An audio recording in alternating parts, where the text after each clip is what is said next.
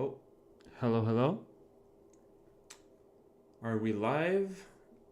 Is everything working? Yes, no, maybe. Let me know if you guys are able to see what's happening.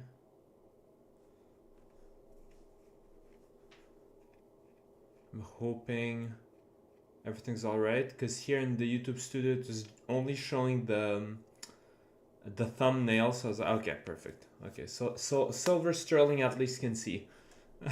I assume if Silver Sterling can see, the rest of you can see. Hello chat, hello Red Herring, Zeno, Silver Sterling, Moldy Crow, Retro Man, hello, hello. All right.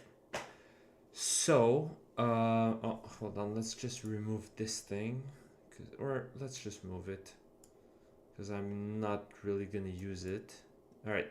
So before the stream started, I just fixed a small bug with the pathing. So for those of you who have downloaded last week's version of the project, you're gonna see there's a bug. It's just because I have to set up the paths manually, and I had created 6 paths. I realized I only really need like 2 different paths. So that's why I like synthesized everything and only made it into 2 different paths. So anyways, at the end of tomorrow's stream, I'm gonna upload the version of the project after this week. So you guys are gonna be able to download the what's it called? The version of this project where the pathing is fully fixed and there are no issues and whatnot, right? And so far, basically, the way I programmed the pathing is by, hold on, there you go. It's by simply having like 2 main paths, right?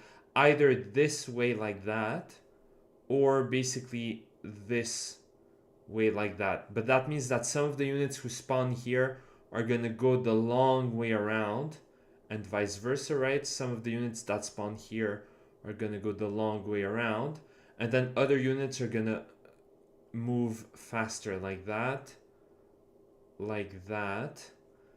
and then same thing here. Some are gonna go here, the other half are gonna go there, basically.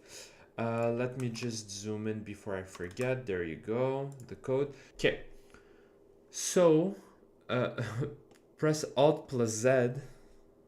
Is it for the NVIDIA shit? I don't want to use NVIDIA. Alt plus Z. Oh shit.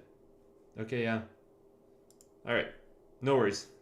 No need for it, but thank you for letting me know about this. So okay, so now the last thing we need to, technically speaking, have a fully functioning tower defense game is to basically set up the towers, right? Because right now, if I press play, what I have is a way to construct the towers, right? Boom. There you go. There you go. Like that, right? But there are no real constraints relating to the towers themselves, and the towers are obviously not shooting projectiles or anything, right? So we need a couple of things, right? Let's use paint here like that. So we need towers to towers to shoot projectiles at enemies. Then number 2, we're going to need well, in order for towers to be able to shoot projectiles at enemies, first we need, so let's do it like that, 1.1. We're gonna need towers to detect enemies, and then 1.2 projectiles to move and collide with enemies. And then number two, I guess, would be, oops, number two would be, let's say, not limit, that's not the right word, but it's like constraints for tower placement, right? So let's say resources, well, it can be resources, it can be other constraints such as placement, stuff like that, right? We'll see this, but for now, we're going to focus on this, and hopefully this shouldn't take us too long, right? And then we're going to be able to get to work on this, which is going to be a bit more complicated. Then let's say number three, let's say, is going to be, I'm going to try to fulfill Red Herring's request, because in the comment section of the last stream, he asked if I could maybe have certain things, like let's say player controlled or player aligned units that would be able to kind of be like mobile towers, right? And so what I had in mind is once we're going to do 1.1 and 1.2, right? But especially after we're done with 1.1, which is how towers are going to detect enemies, then at that point we're going to be able to basically oh my god, what's the word? I'm spacing out. Sorry, I've been awake since like 3 in the morning, so I'm sorry if my brain is made of jello. I said this last weekend as well, but it's for whatever reason I can't sleep on weekends. Anyways, so as I was saying, it's so once we're gonna be done with the mechanic that allows towers to detect enemies, I'm gonna add a mechanic of moving towers, right? And then I'm thinking number 4, and again, I'm not sure if I'm gonna have time to do all of these things today, but I'm gonna try. And yes, I know this makes a rainbow flag. It's kind of the idea. I'm using the rainbow colors. Anyways, happy June month. Okay, so number 4 was number 4 is probably gonna be next week, or maybe next stream. We'll see. Subliminal message. And what was I gonna say? Yes, it's gonna be how to do a fail state. So how to do a fail state, and how to, or no, actually, fuck the fail state. It's how to optimize our code. Okay, there you go. So first, I know here it says like have towers shoot projectiles at enemies. First, I'm gonna show you guys how I'm gonna do the towers, how the towers are gonna be able to detect enemies, right? So we're gonna go here in the scripts. We have our 5 scripts here. Here, obviously, I have more than 5 in my tab section, but that's because it's so that I can reuse some of the scripts from the platformer thing, right? The platformer prototype. So now, what I'm gonna do, oh no, not this, okay, is I'm going to create a new script, and I'm gonna call it tower detection. Let's say, or no, tower manager. We're gonna call it tower manager. Tower manager. There you go. Bro, these emotes are so disgusting. Hold on. Let me just... Oh fuck, I don't have them? How do I not have them? God, this is disappointing. Damn. For whatever reason, I don't have these disgusting emotes. Oh well. Let me just...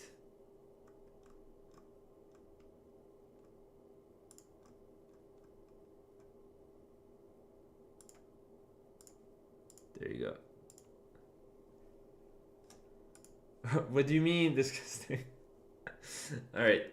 Okay, so let's create a couple of things. Also, before Tower Manager, okay, I have the game manager here. Just player manager, players upgrades manager. Okay. So I'm gonna create a new game manager, which is going to be the Tower Defense game manager. Model behavior game TD manager. Boom. All right. We're gonna. Oh, okay. Okay, well this here, I've created it in advance. It's gonna be for the last step, okay? But you'll see what I mean. Okay, so let's first start with these three, but specifically this one, right? So we're gonna come here and we tower manager. Let's do variables for interacting with other scripts. Variables for interacting with other scripts. And what I'm going to do here is private enemy TD current enemy TD script. Okay. So this is going to be used potentially by the tower, but actually now that I think about it, I probably won't even have to use it here. It's mostly going to be for the projectile for the projectile script, but it's fine for now. And now here what I'm going to do is okay,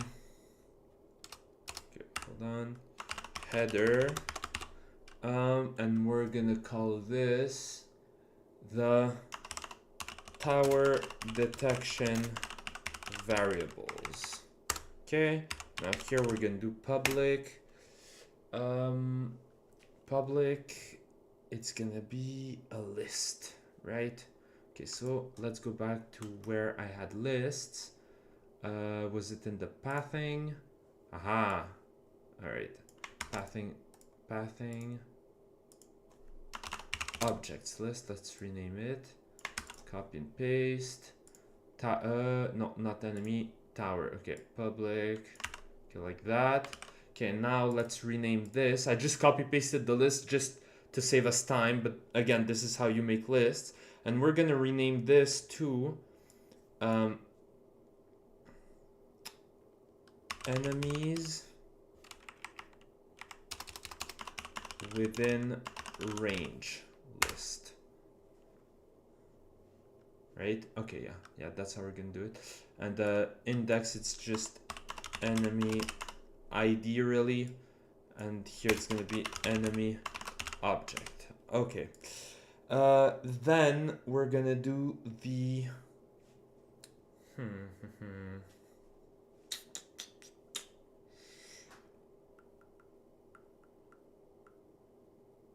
actually no, it's gonna be all enemies list. So this isn't gonna contain the enemies within the range, it's gonna contain all enemies, right? So let me just okay, I'm just gonna quickly go fill up my water bottle. I'll be back in like 15 seconds.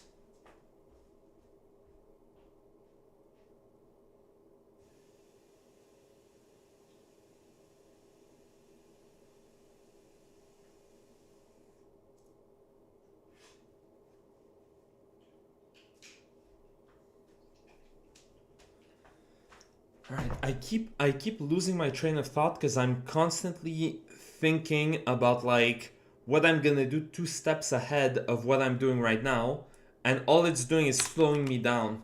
Anyways, okay, so now here we have all of our enemies, right? And then what I'm gonna do is I'm gonna create a for loop where this should it be Okay, because that's the thing. Because like, there's like a million different ways I could do this, and I'm constantly thinking about which way is the most optimal one, right? So what I'm thinking, okay, it's because usually the way it works is that towers have a specific range, right? If actually I'm gonna open up Steam just to kind of show you guys what I mean. If we go back to this, start, okay, come on, start, okay, let's go here, sure. All right, so for instance, let's say I select a tower here, you can see the range, right? Like the different range. So let's say I have a tower here. That's the range. Now we upgrade it, right? And now you can see like the difference, right? In terms of ranges and stuff, right? So the idea is the tower is only going to shoot at enemies that are within the range, right? So any enemy that's here inside of the range, right? But now it's like, okay, well, how? But based on everything we know so far as to how to code in Unity, right? How to access different scripts from like how one script can access data inside another script, for instance, right? So far, the only way we've done this is either by having for instance, in our platformer prototype, every time an enemy was spawned, it immediately knew where the player was because the player's variable was immediately assigned to said enemy, and so it automatically moved towards the position of this preset variable, right? But in the context of a tower defense game, right, everything's dynamic, right? So as long as the enemies haven't spawned and aren't within range, right, this thing is not gonna be it's basically not gonna be able to detect them, right? So the idea is, okay, how do we do this, right? How would we go about coding this, right? The very first time I did this, right, which was Jesus, it was 5 years ago now. About the first time I did a tower defense, I coded it using oh my god, what's it called? Using collisions, right? So basically, all of my towers had like a big invisible collision sphere around them that basically simulated the range sphere, right? The range radius, and whenever an enemy collided inside of it, it would like be added to a list, right? Now, for whatever reason, I never investigated because I stopped working on that prototype, right? But basically, what I noticed is that there was a bug. Hello, Clark.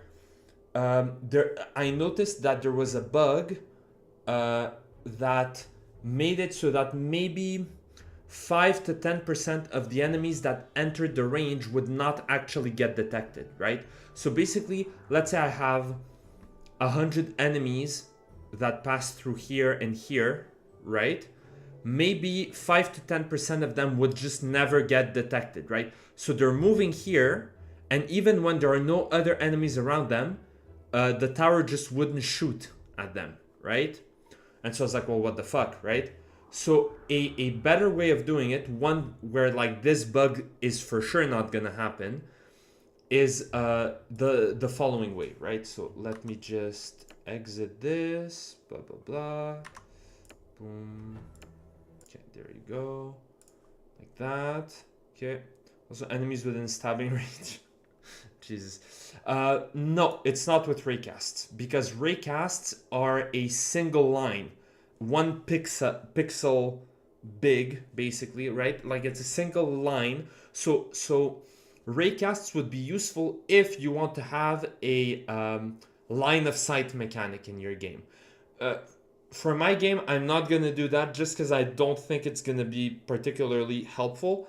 But in general, you can create a raycast and then program it to detect if a specific like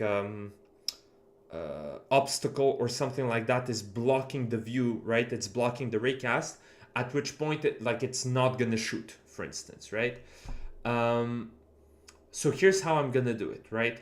One idea I had is the moment an enemy is spawned, all towers are gonna add or rather the enemy is gonna be added to the all enemies list inside the tower, right? And then the tower is periodically gonna go through the entire list and check to see which enemies within the list are within range, and at that point it's gonna like pick a random one, for instance, right? Or another thing that I was thinking is we can simply have each tower check every single enemy and detect and then update their list based on which enemies are within range, right? So I think that method is going to be better, right? And so in order to do this method, I'm honestly already going to start working on number 4, how to optimize our code. I'm going to do everything at once just because it's going to be easier to explain, right? But what if you have 1,000 dudes? Well, that's the point, right? This is the point I'm making, right? So if I have, let's say, 100 towers, right? Let's do some quick maths, right?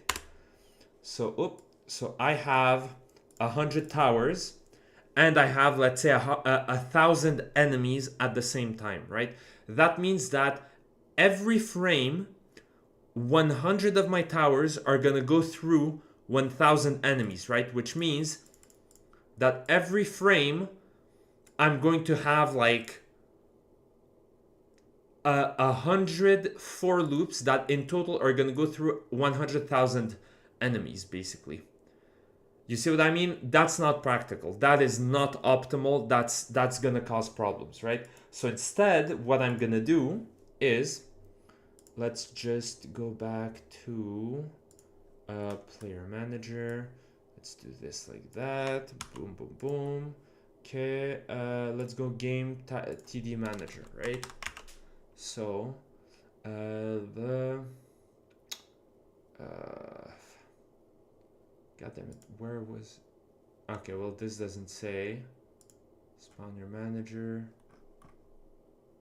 No, okay, this also doesn't do it. Okay, well that's fine. I have. Okay, yeah. So I was just checking if I had a specific name. So make this script into a singleton. Okay. Public static game TD manager.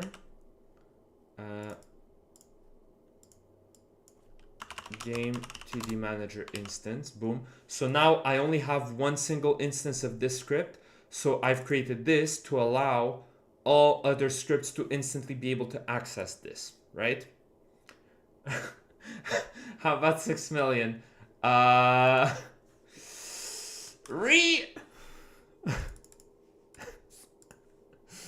jeez. All right, so hold on.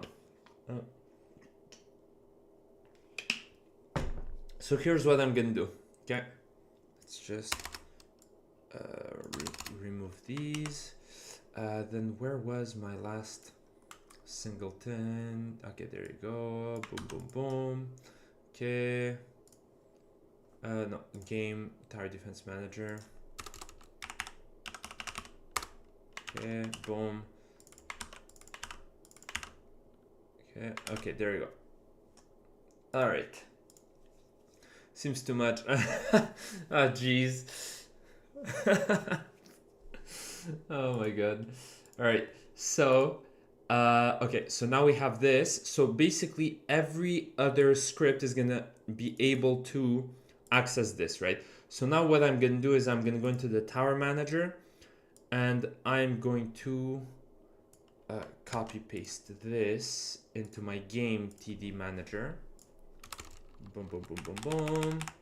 Okay, header. Enemies variables.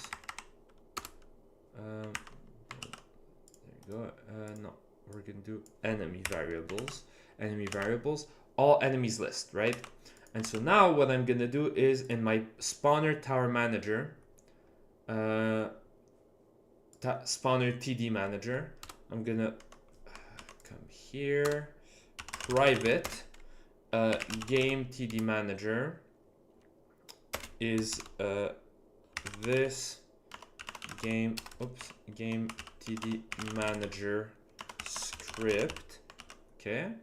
And now in void start, I'm just gonna do game TD manager script equals game TD instance.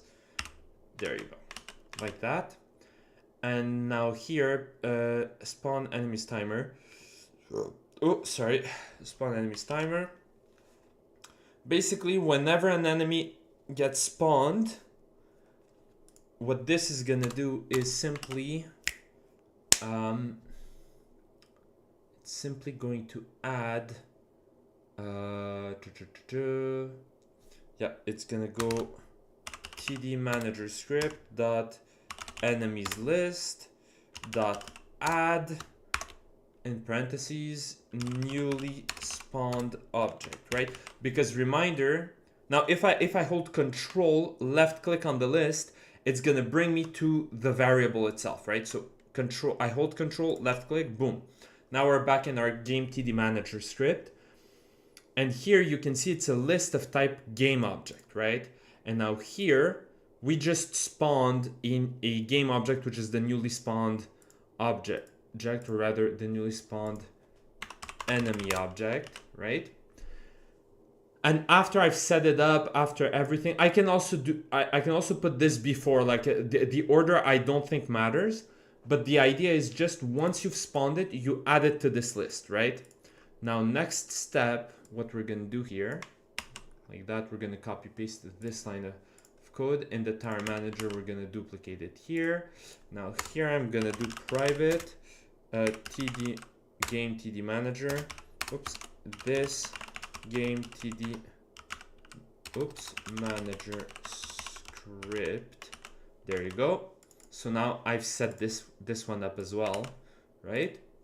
And so now the idea is instead of each tower having its own like all enemies list or enemies within range list or whatever, right? We have this basically, right? And so what I'm gonna do, okay, hold on, actually let's remove this, right? What I'm gonna do here is just void, or let's make it public void, enemy detection, or no, tower detection manager. There you go. Okay, and now tower detection manager, like that. And here we're gonna say this is where the tower is able to detect which enemies are within range, within attack range. Okay. So now before doing this, let's actually put in the variables related to this, right? So we're gonna have a public game object called current enemy or current target, TGT for target, enemy object, okay? This is the enemy that this tower is currently targeting, okay? And then what we're gonna do is public float, and we're gonna say DET for detection range F equals minus 1.0 F. This is the max range, the max attack range for this tower, okay? And then next we're gonna do public float. We're gonna do detection radius F. It's gonna be equal to, okay. Oh, what the fuck? Jesus. Minus 1. There you go. This is the max attack radius for this tower. Okay, so now what's the difference between detection range and detection radius, right? Because in general, right, if you have let's open up paint, okay, here like that.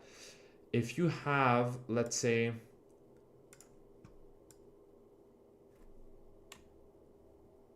a tower, there you go. Let's pretend this is a bird's eye view, right? So we're looking from above, and let's say this is the tower, right? And then this is the range, let's say, right? What I mean by range is this, right? It's this distance, right? So let's say from the center all the way here, that would be the range, right? And then the radius, let's say, would be this. Let's see, right? Like that. That would be the radius, meaning that the real range, right? Let's say would be basically like that, right? So the real attack range would be, hold on, it would be here basically, right? That's what I mean, right? But at the same time, maybe you can have a mechanic where the tower rotates slowly, right? So it still detects enemies, but it cannot shoot them until they're within this boundary here, right? Within this boundary here, right?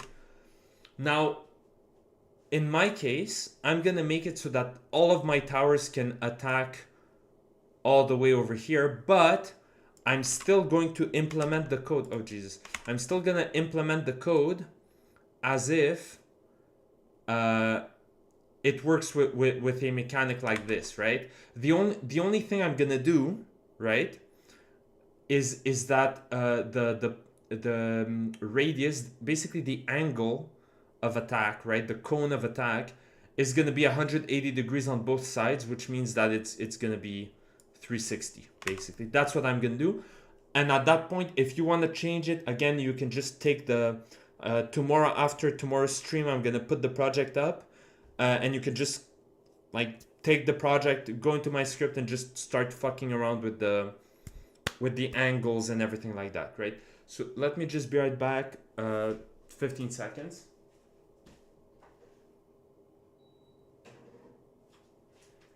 Because it's starting to get really warm, so I want to put the AC on. Okay, so now this here. Okay, so basically that's the difference. The range is the maximum distance from the tower where the enemy is, right? So anything that's outside of the green circle is outside of the detection range, right? However, anything that isn't within the purple cone, right, is outside of the attack radius, if that makes sense, right? So in reality, only, let's say, only this stuff here, right? Only, let's say, this is where the enemies can get attacked, basically, right? There you go. So in order to make this work, what we're going to do is I'm thinking let's pick okay, yeah. Okay.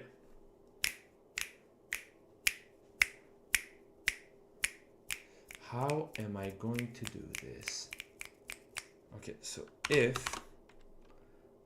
target enemy object is null, meaning that this variable, which is a variable of type game object, if it has no value, which is null, then we're gonna find a new target, right? So find a new target since we currently have none, right? So if current target blah blah blah, but also what I'm gonna add is another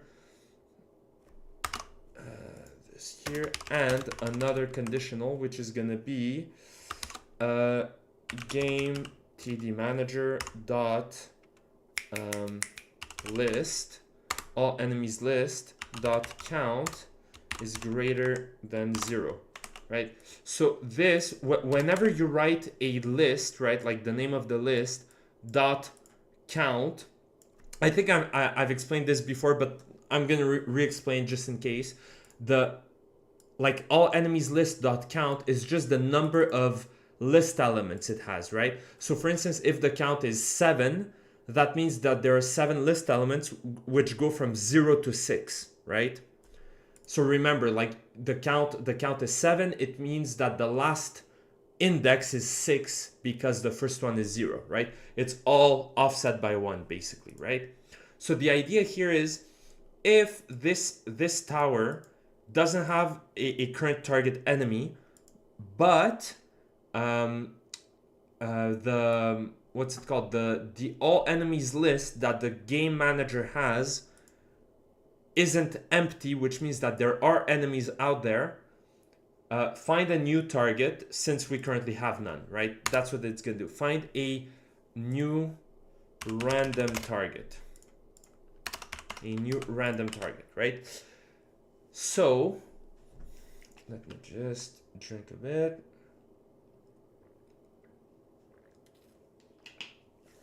So if I remember correctly, let me just go back to the spawner.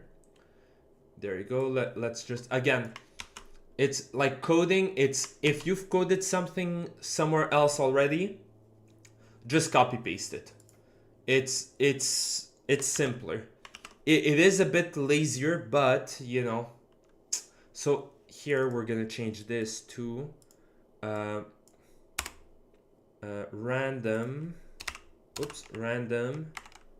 target enemy ID. Here we put it at, let's say, -1, whatever. Like it was at 0, but we can put it at -1. Then we immediately change its value from 0 to all of this. So now here, if I were to just copy paste the list, it's gonna give me an error. Why? Because this list is not inside of this current script, so I need to make sure that the list is taken from this proper script, right? So now, basically, we're gonna say pick a random enemy. Oh no! Hold on. Okay, how am I gonna do this? I could pick. Okay. So there are 2 different ways we can go about doing this. Okay. What I can do is create another game object list inside of this script, right? Which is going to be the, let's say, public list game object enemies within range list equals new list blah blah blah. Okay, and then what I can do is create a for loop, go through all enemies within this list, and populate this list with only with the enemies taken from this list that are within range, right? And then simply select a random one, right? But we would have to be doing this every single frame, right? Which is not the most optimal thing, right? But it would work. It would work, but it's a bit convoluted and it's not the most optimal thing, right? The other idea that I have, which I think I'm gonna go with option number 2, is instead of doing this, right? Let's erase this. What I'm gonna do is create a while loop, right? And simply say, hold on.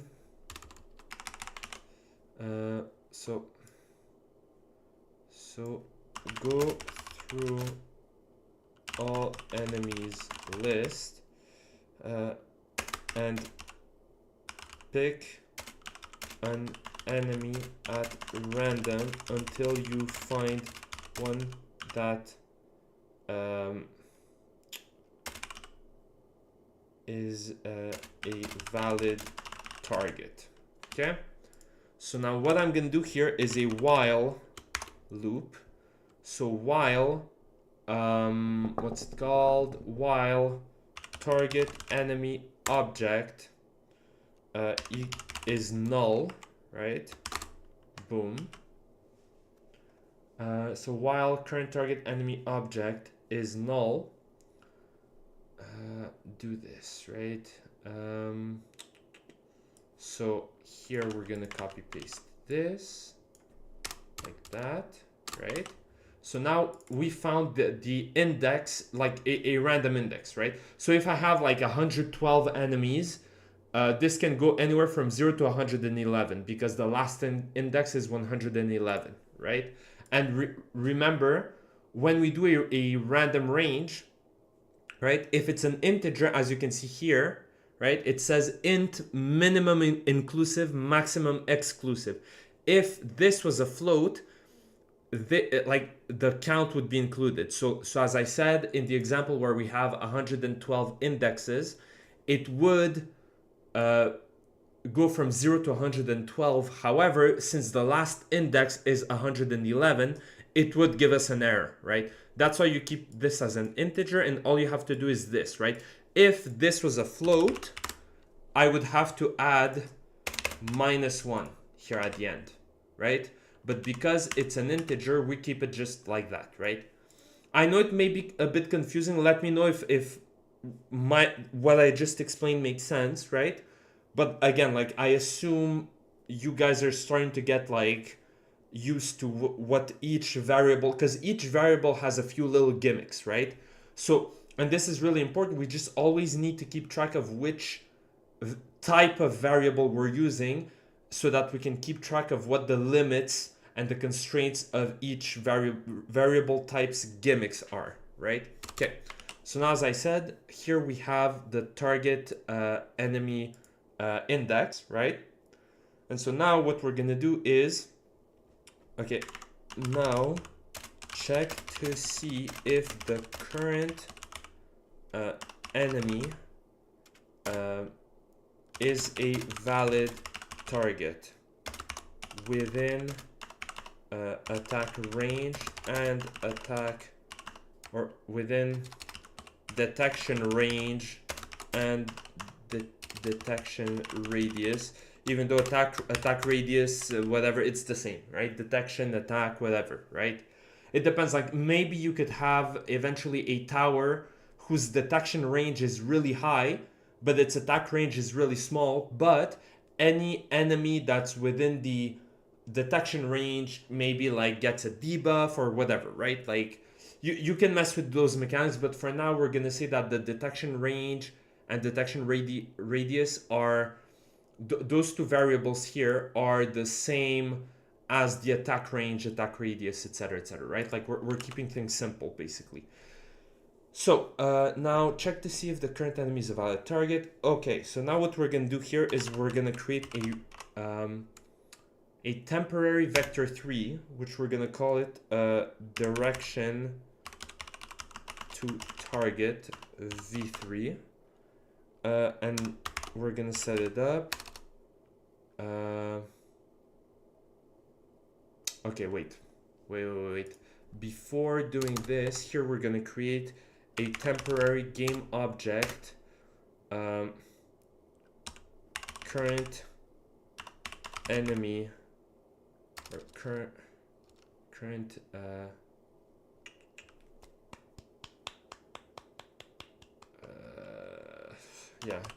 enemy object. We're gonna name it like that. I know it's kind of getting confusing because both of these are basically the same name, right? But the idea is that I don't want to cause, how can I say, I don't want to use this one here, right? Let's rename this to this, or no, current enemy object, right? And now here we're gonna say potential enemy target object. Okay, oops, there you go, right? So POT is stand-in for it's an abbreviation for potential, TGT for target, OBJ for object, right? So now what we're gonna do here is this equals td manager script dot all enemies list. There you go, right? Since this list is of type game object, all we need to do is find the value of the index of any object and then assign it to the potential enemy target object, right? And so then what we're going to do here is the vector3 direction to target is going to be equal to our potential target dot transform dot position minus this dot game object dot transform dot position, right? There you go. Now remember, as I said, we can technically remove both of these and it's still the same. I just prefer adding these, even though it's a bit more convoluted. It like the line of code becomes a little bit longer. It's just, for me personally, it's just clearer that way, right? Here we have our potential enemy target object. We go into its transform and then we get the position, right? Minus this, so this is the game object, right? This dot game object. So this is the script dot game object, the game object that this script is attached to. Then we're gonna go into the transform and position, blah blah blah, right? Okay. And so now we're gonna calculate float distance to target enemy, okay, equals direction v3, direction to target v3 dot magnitude. Okay, so now this, when you take a vector3 and you do a vector3, preferably that isn't normalized, right? Because remember, when we normalize a vector3, it reverts to like hold on, let me show you here. Like if we have a vector3 that's this, for instance, right? Sure, like this, normalized, it would be equal to 1 minus 1 1, basically, right? That's what normalized would be, right? So magnitude, if you use magnitude on what's it called, on a normalized vector3, it's kind of pointless because it's just gonna give you like, you know, like ones and whatever. Like you don't really need that, but it is useful when you have a vector like this, such as the distance, or like the direction rather, towards something, right? So in this case, we have the direction to the target, right? Which is the position of the target minus the position of the tower, basically, right? And so then in order to calculate the distance, we just do vector3 dot magnitude, right? So let me just show you here. If I were to do unity 3D dot magnitude, then we go into the API. And here it explains it, right? The length of the vector is square root of blah, blah, blah. Basically, it returns the length of a vector, right? So vector3 dot magnitude. And obviously the value is in floats. That's why we did this, right? And so now next step is check to see if the potential target enemy is within detection range of our tower, or rather of this tower. So now we're gonna do if distance to target enemy, oh, it should be an F. Fuck. Okay. Distance F is lower or greater or equal to detection range, right? So if it is, then check to see if the potential enemy is within. Oh wait.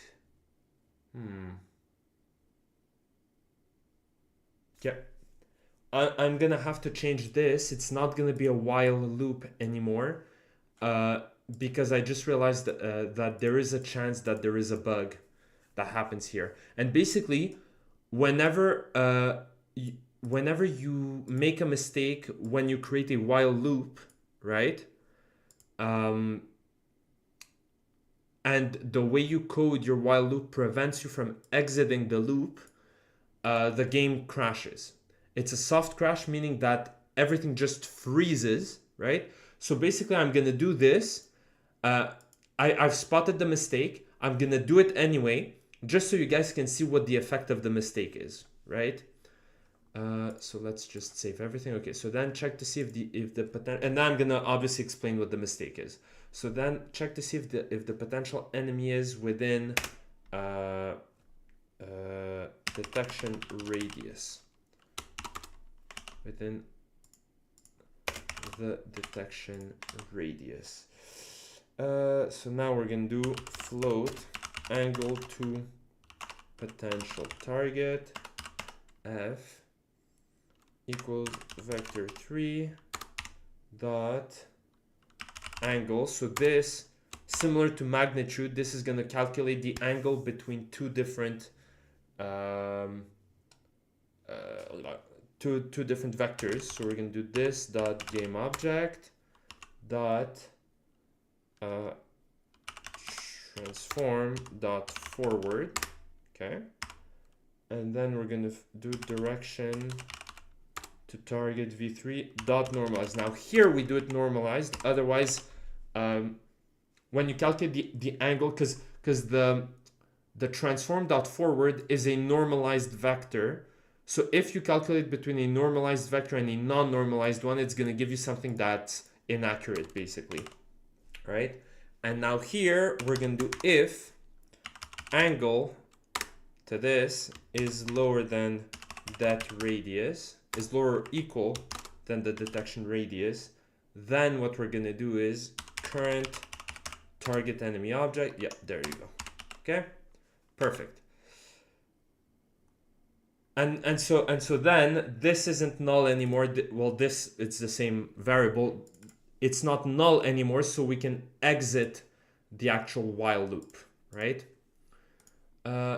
So right now, let me just make sure. Yeah, this was added here. Yep. Okay. So now, do I have a game manager? No. Okay, I haven't set this up yet. Okay. So now here, what we're gonna see, right? Right now, I don't have any towers with the tower manager script, right? So what we're just gonna test is to see if once enemies spawn, if they are added to the list, right? Now, the spawners, the way I programmed them, just to make it easier for us to debug, is that here, as you can see, we're waiting 10 seconds, and then we're gonna have to wait another 5 seconds, right? So let's click here, and then about 5 seconds or so, when the enemies start spawning, oh, there you go. See? Okay, so this works, right? This works perfectly. Our enemies like that. I can place towers, right, etc., etc. Right? Okay, well, hold on. I've noticed. Okay, so this is 20 minus 5. Okay. Minus 5. 50. Just because I like making them like that. Okay, well, but anyways, it works. So that's all that matters. All that matters is that it works. Okay, so now let's add to all 4 of my towers. Oh wait, those are enemies. So where the fuck are my towers? Okay, there we go. Jesus. Okay, so let's add. No, let's add my tower manager. And let's say detection range. Hold on.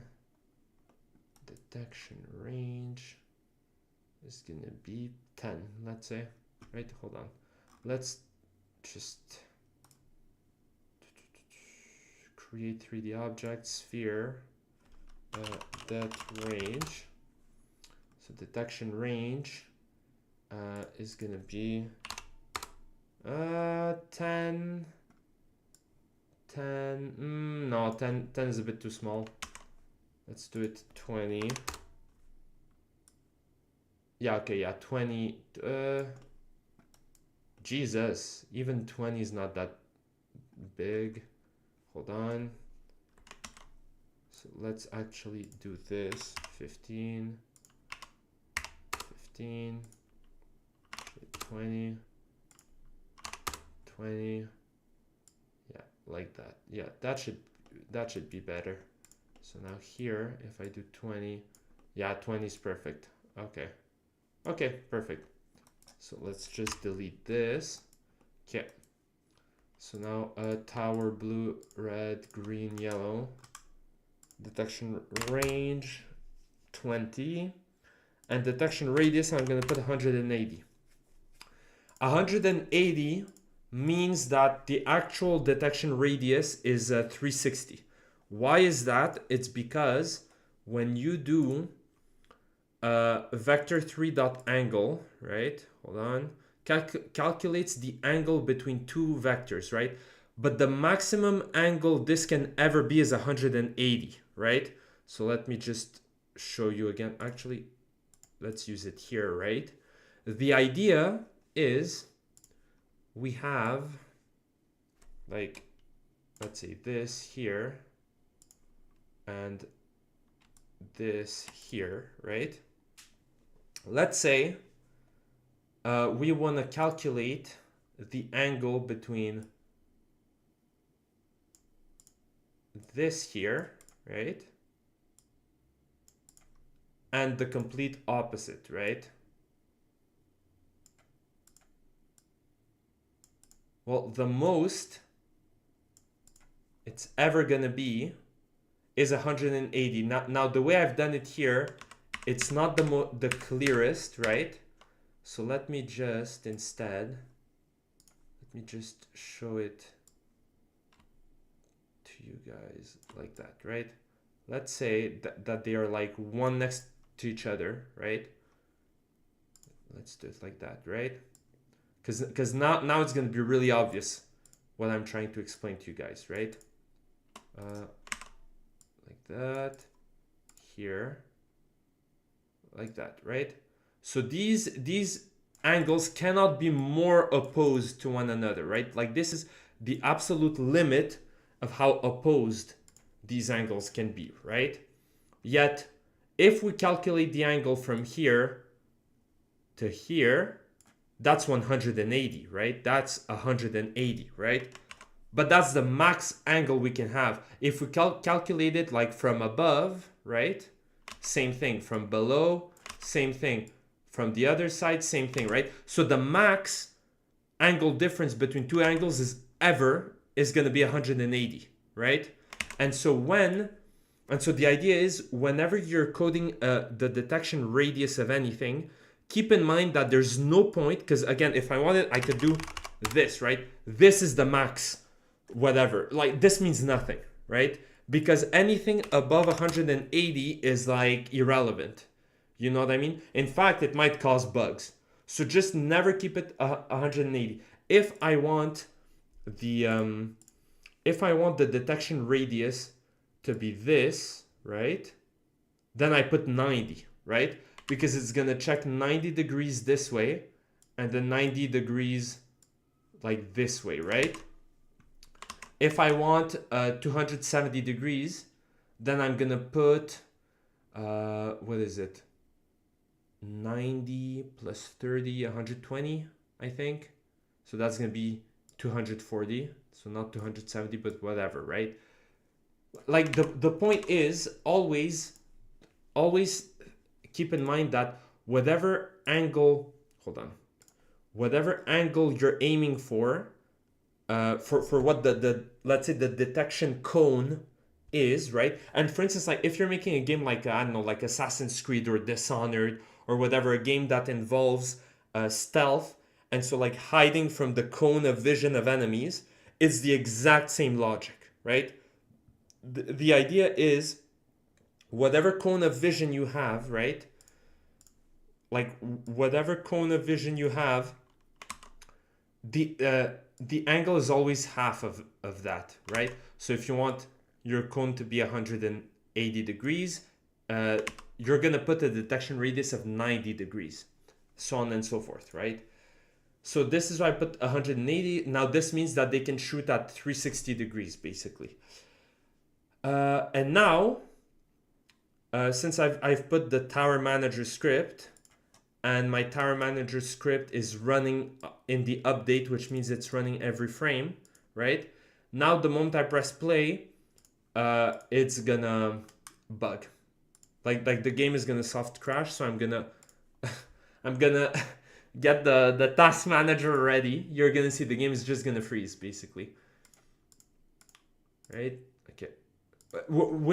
Before I even put any towers up, right? Because the idea is I have my towers here, right? All 4 of these towers are working, right? So now, hold on, I'm gonna press pause.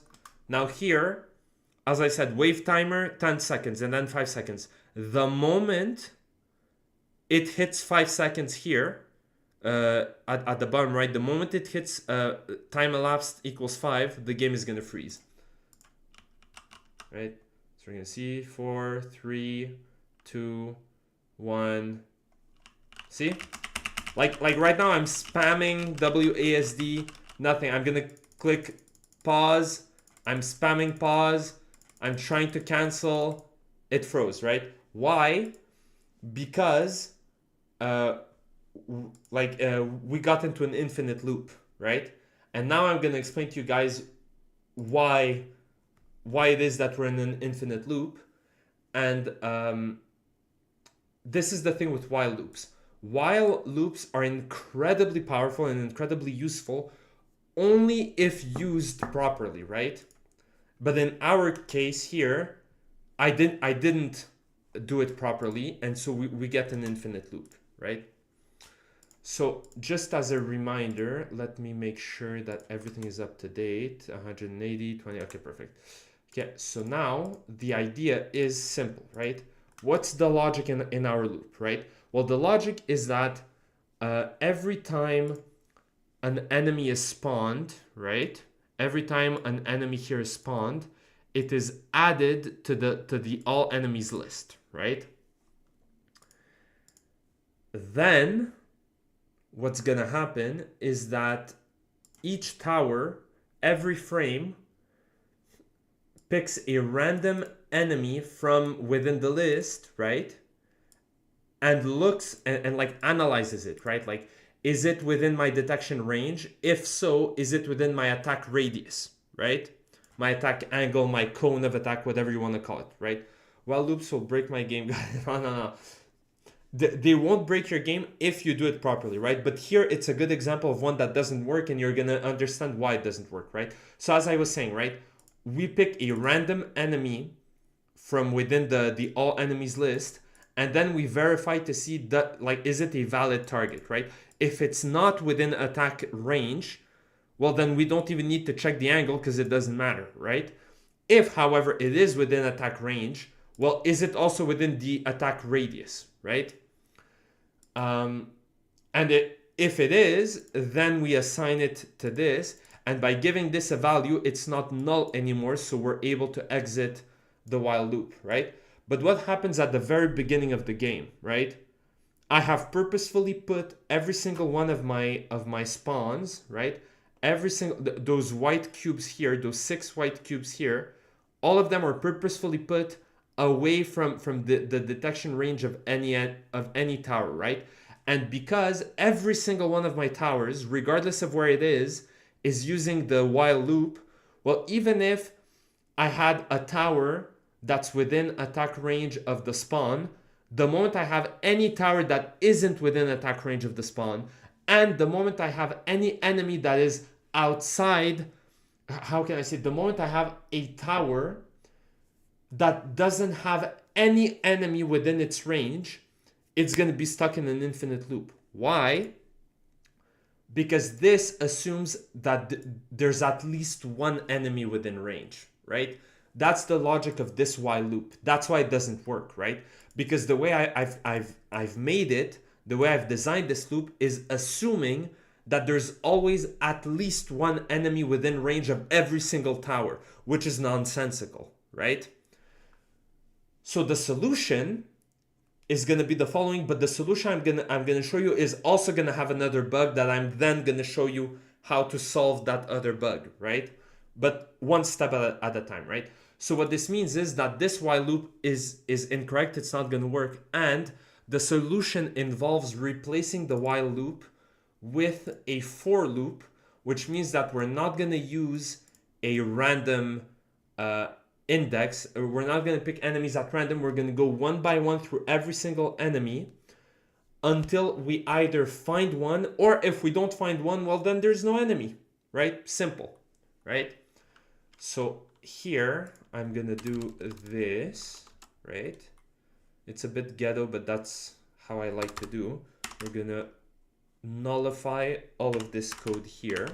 And now here I'm going to do this old code. All right. So the while loop is erroneous. Okay, there you go. Now here what I'm going to do is simple. I'm going to say if this game manager object dot all enemies list dot count is greater than 0.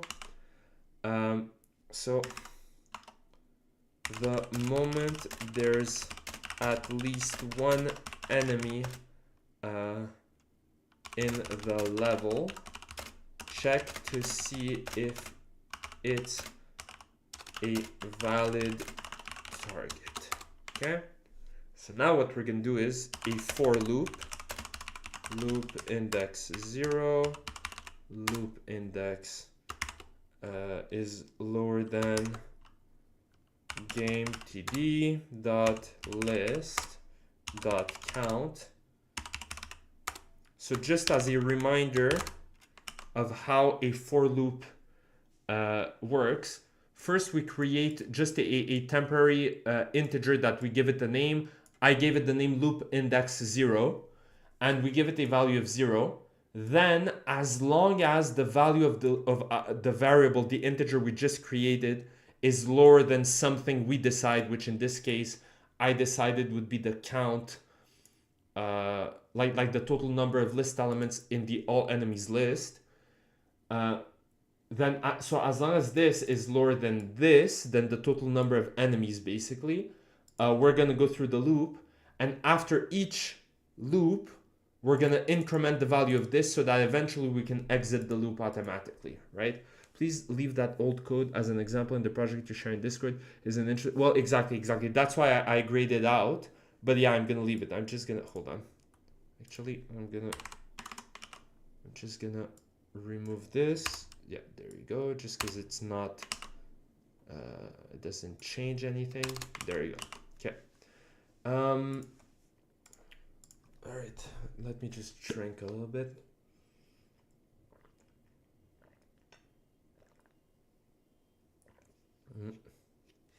Okay, so now what we're gonna do is simple. We're gonna once again create a game object. Well, actually, we're just gonna do this, right? Boom.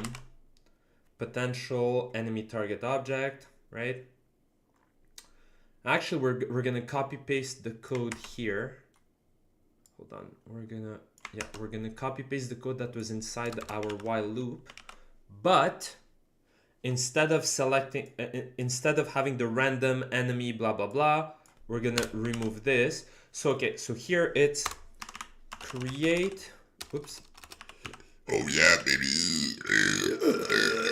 Jesus. All right. I'm exercising myself. Exorcising. Not exercising. Okay, create a temporary Quebec. create a temporary variable to check if current potential current enemy or current potential target is a valid target. I'm gonna annotate with excessive details just as a reference to you guys, right? Then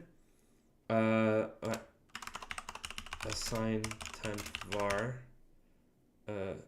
to the current enemy inside the list based on the loop. This doesn't sound too clear, but basically assign the temporary variable to the current enemy object inside the list based on the loop index, I guess. So loop 0, right? So let me know, guys, if you understand the logic of this loop, right? The idea is that this integer it's just a number, and here we say that it starts at 0, right? And the reason why I named it loop index 0 is that sometimes you can have for loops inside of other for loops, in which case, if I had another for loop, right? Let's say, I don't know, like for int, loop index 1 equals 0. Loop index 1 is lower than 5, let's say. Loop index plus plus, blah, blah, blah, right? If I did minus minus, it would go down each loop, which this would also create a crash. Just like the while loop, because we would never exit the loop, right? Because as long as this is lower than 5, the loop is going to continue, right? But if at the end of the loop it goes down, it instead of doing first loop 0, second loop 1, third loop 2, etc., right? Instead, it's going to be first loop 0, second loop -1, -2, etc., right? So yeah, there you go. Okay, so check to see if the... Okay, yeah. So let's go back to basics. Here we create the temporary variable. Here we assign it using the current loop. Now check to see if the current enemy is a valid target, blah, blah, blah. So it's the exact same as before, right? And at the end, if this, right, if it's within range, then great, we have our target, right? Now, there are a couple of issues here, right? There are two main bugs, right? But first I'm gonna address the first one, and then I'm gonna wait for the second one to manifest itself in game before I explain it, right? But the first bug we're gonna be observing here is the following, right? It's this idea that, okay, we found an enemy within the loop that is both within attack range, right, within detection range, whatever, and within the detection radius, which means that it is a valid target, right? So current potential target is a valid target, right? Yeah, okay. So when it's a valid target, we update this, right? But then the loop is going to continue, right? So then if we find another valid target, we're immediately going to override the valid target we've already found. You see what I mean? So it's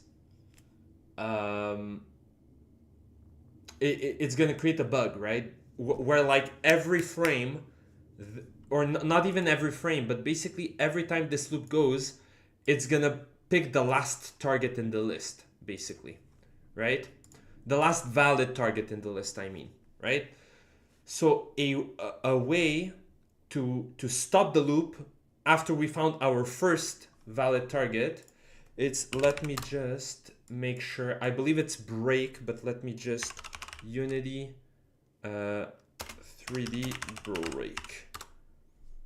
I think it was break. Unity break can refer to different things depending on the context. It can mean pausing the game or editor for debugging using debug.break. Well, that's not what we're using. Breaking a prefab connection or even physically break. Okay. No. Okay, stopping loops. Okay, that's the context in which I'm going to use. In C#, the break statement can be used within loops to exit the loop and continue execution after the loop's closing curly brace. Return statement. The return statement exits the entire method, including any loops, while the break statement only exits the loop. Exactly. So break within loop. Stopping a loop, return or break. Exactly. So I'm using a for loop to cycle through an array of objects to check if a certain attribute exists. I want to be able to completely stop the loop if it does find this attribute. I might have multiple objects with these attributes, but I want it to stop after it's found the first one. So that's basically the same logic we're using here, right? Do something, stop looking, we've already found what was needed, right? Blah, blah, blah.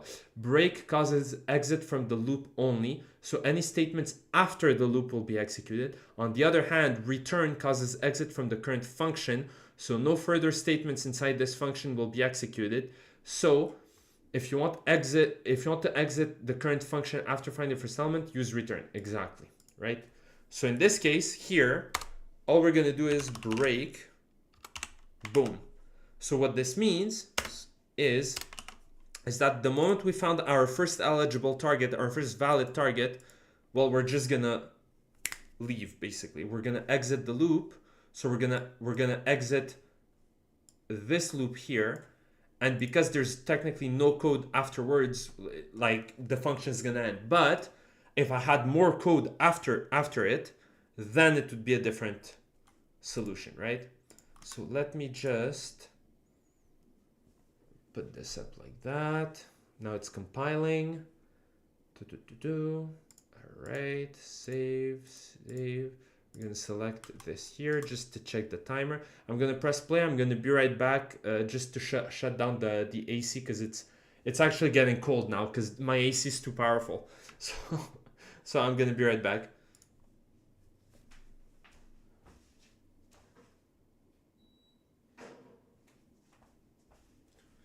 All right, I'm back. Hold on. Okay, so in about 5 seconds we should see. Okay. Blah blah blah. There you go. Okay. So you see now it's not causing any problems, right? Oh, but look, it's giving us a bunch of errors, right? It's giving us a shit ton of errors, right? Why is that? Right? Why is that? Well, it's because whenever you're using a loop based on the number of things inside of a list, right?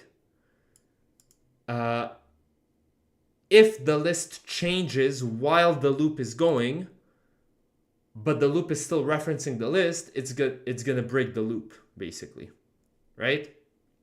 So again, like here, let's say at the moment of this loop's creation, there are like 7 enemies, right? So it's gonna go from 0 to 6, and after 6 it's gonna exit the loop. Oh, but now in the frame between 0 and 1 or whatever, right? Like within this frame that this was created, because this happens inside a single frame, right? So within the frame, while this is going from 0 to 1 to 2 to 3 to 4 to 5 to 6, right? And then leaving, well, the number of enemies has already increased. So now maybe we're already at like 60, right? So that's why it bugs, because it's like, well, wait a minute, right? Like basically you can't change this number while the loop is going, right? If you do that, it's gonna give us like all of these errors here, right? Let's say argument out of range, index was out of range, must be non-negative and less than the size of the collection, blah blah blah, right? Yeah. So how do we fix this, right? Well, we're gonna go here and we're gonna create public list game object. Okay, or actually,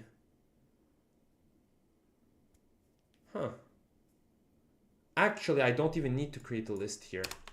I can make it even simpler, right? I can just do public int number of enemies this frame. Boom. And this one I put it at 0 because it's going to be updating itself like dynamically, right? And so all I'm going to do here is every frame where this is happening, right? What I'm going to do is number of enemies this frame equals this game blah blah blah all enemies list dot count. Boom. And now here then I replace this with this and then this with this, right? But then I change nothing else, right? And now let's see if it's gonna give me the errors. In theory I don't think it should, but we never know, right?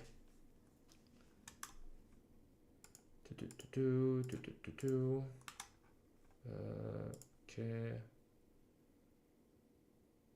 Hopefully it should not give me the error. Okay, so let's wait a couple seconds.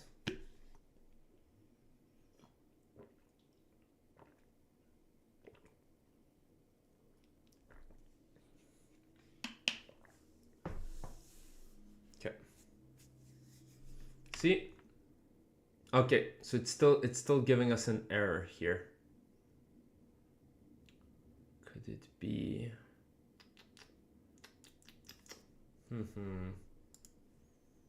Could it be? So it's tower defense 94, line 94. Oh, wait. Okay, so this is a completely different error then that it's giving us. Are all of these enemy TD 94, 94, 94? Okay, hold on. So let's see what this error is. Okay, so my other fix here, this works. This isn't giving us an error, so that's good. Now, which line was it? Double click.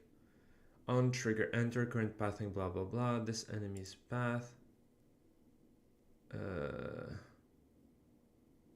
Okay, yeah, so it's just one of those random bugs.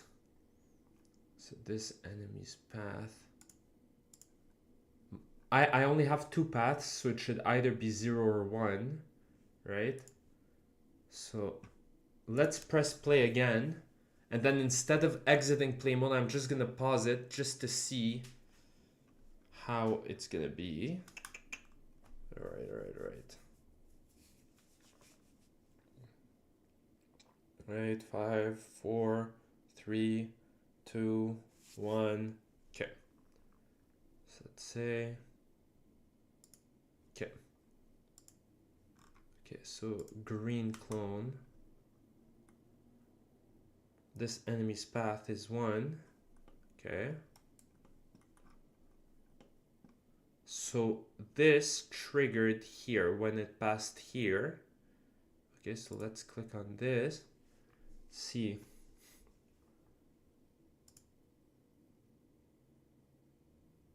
Pathing objects list. What? Okay, well, that's not right. Oh. Okay. I was under the impression that I had fixed this. But all right.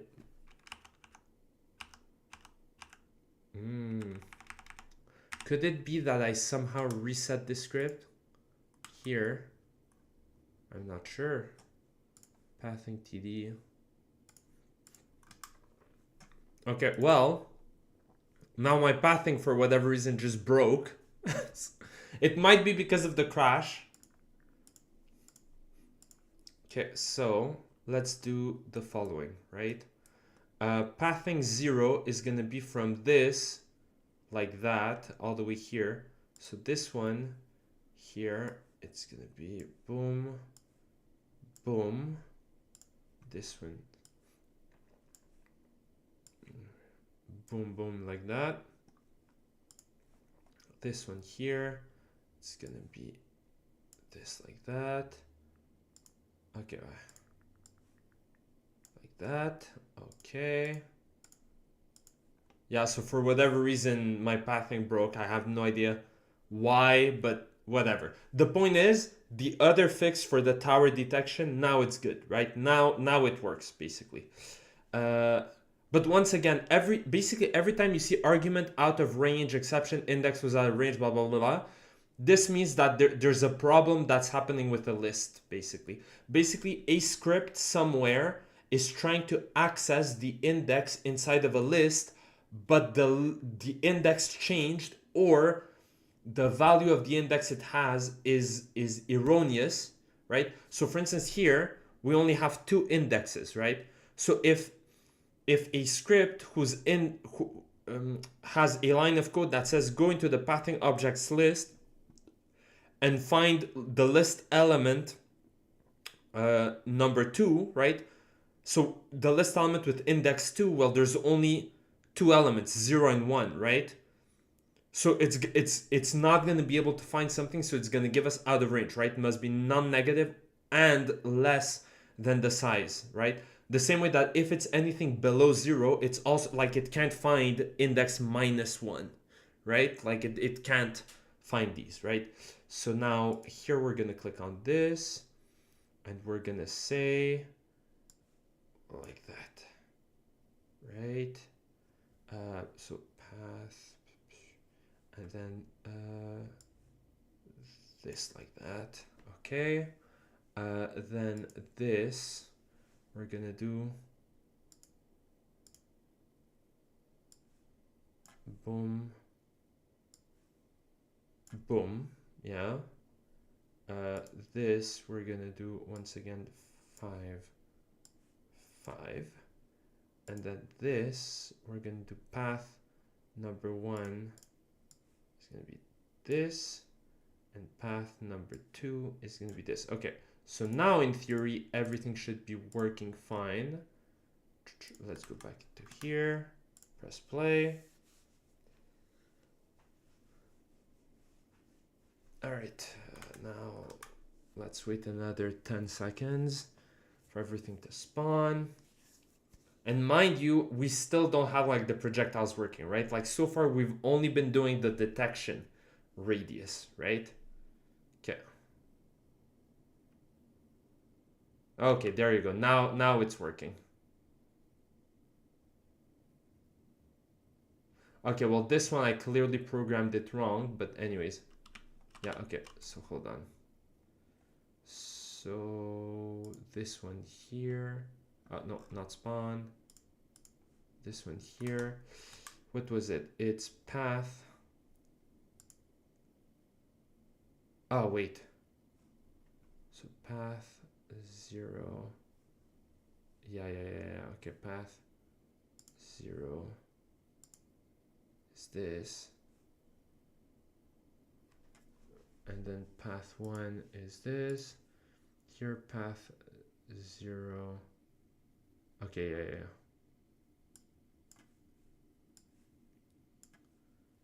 Path 0. Okay, so now it should be working fine. Okay, and once we're done with this, I'm going to do the projectile spawning, which should be fairly easy, right? Have our towers here.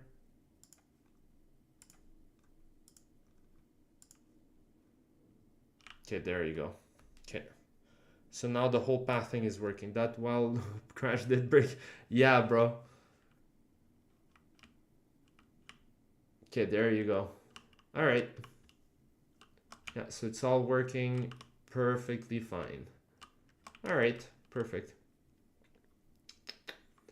So, okay, so now the next step is having our towers actually shoot projectiles, which should be very simple. We're gonna go into the tower manager. So here it's tower detection, blah blah blah, right? Okay, here. Now here we're going to public void tower attack.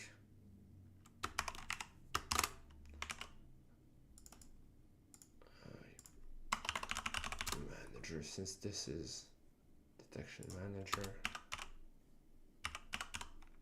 attack manager.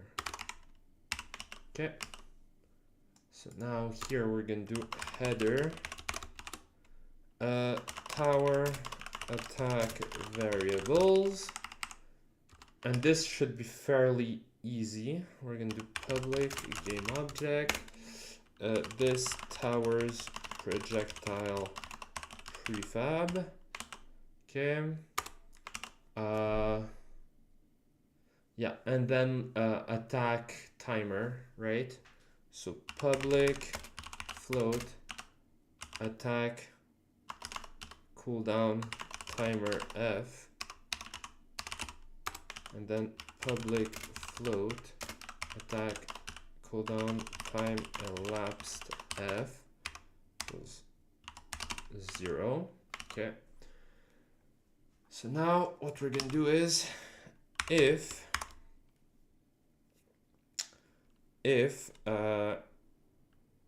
time elapsed, oops, okay, time elapsed is lower than timer F. Let me just rename this because elapsed. We're gonna do elapsed plus equals time dot delta time. There you go. You know the typical whatever. And then else if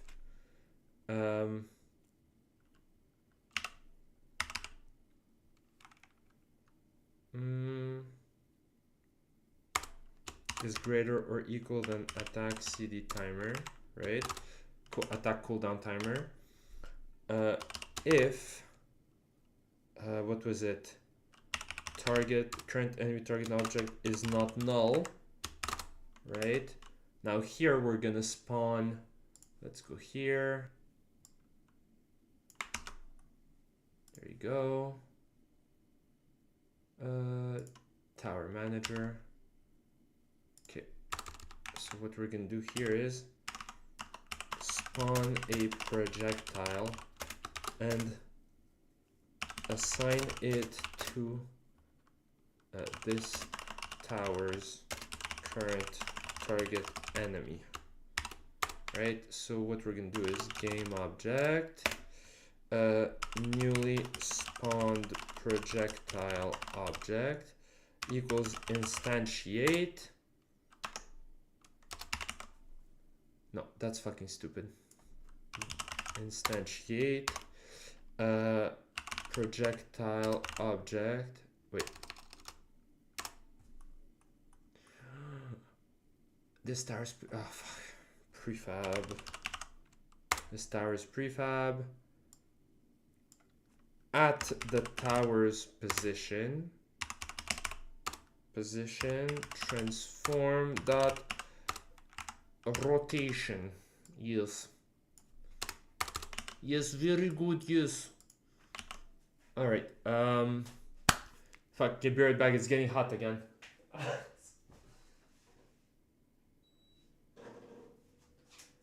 Ah la la. Basically, my AC is like insanely powerful, but I for whatever reason, like I can't control it, right? Like if I put it 1 degree warmer, right? What, do you not like my Eastern European accent? It is very good. But basically, what was I saying? Yeah, my AC, if I put it like, I think right now it's at like 23 degrees or something.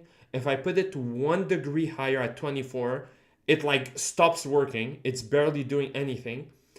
But the moment it's at 23 or lower, it just blasts cold air. And within maybe half an hour, my whole condo becomes freezing. I'm like, okay. So I just have to put it on for like half an hour, then leave it, then put it back on. Anyways. Okay, so game object newly spawned, blah, blah, blah. Okay, so now here I should create, once it compiles, of course. Okay, there you go.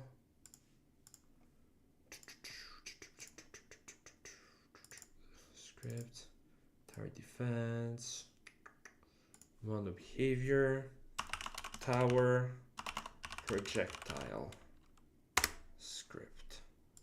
Oh, god damn it. Minimize. Okay. Okay. Let's just see. Okay. Let's make sure everything is saved up. Okay, amazing. All right, so projectile. Hold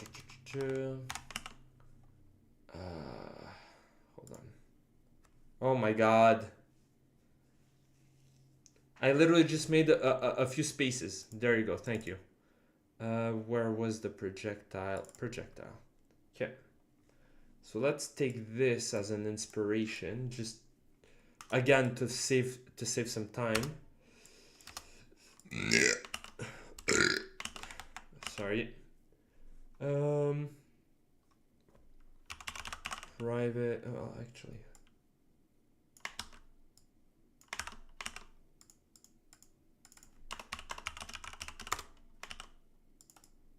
Enemy. TD script. Well, actually, yeah. Yeah, for now, we're gonna leave it like that.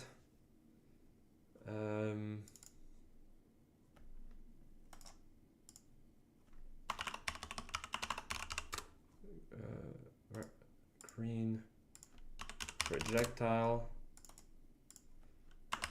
yellow, well, it's actually red projectile, blue projectile, fuck, projectile, green projectile, and then yellow projectile.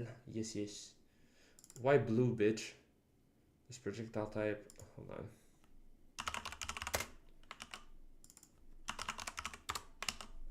Yeah, no specific type. Yeah, no, not this, not this. So this projectiles. Yeah, the explosion one we're gonna keep just in case, but here I'm gonna say public game object. This projectile target enemy object, right? Or just target object, whatever. Target object. Okay. Yeah, lifetime, because we don't want our projectiles to exist forever. Blah, blah, blah. Movement. Damage variables. Yeah, well, this, yeah. This we don't really need it. Public int, this projectile's damage, -1. Yep, okay. So now, okay, void start, boom. Okay. Destroy, what do you mean destroy? What do you mean?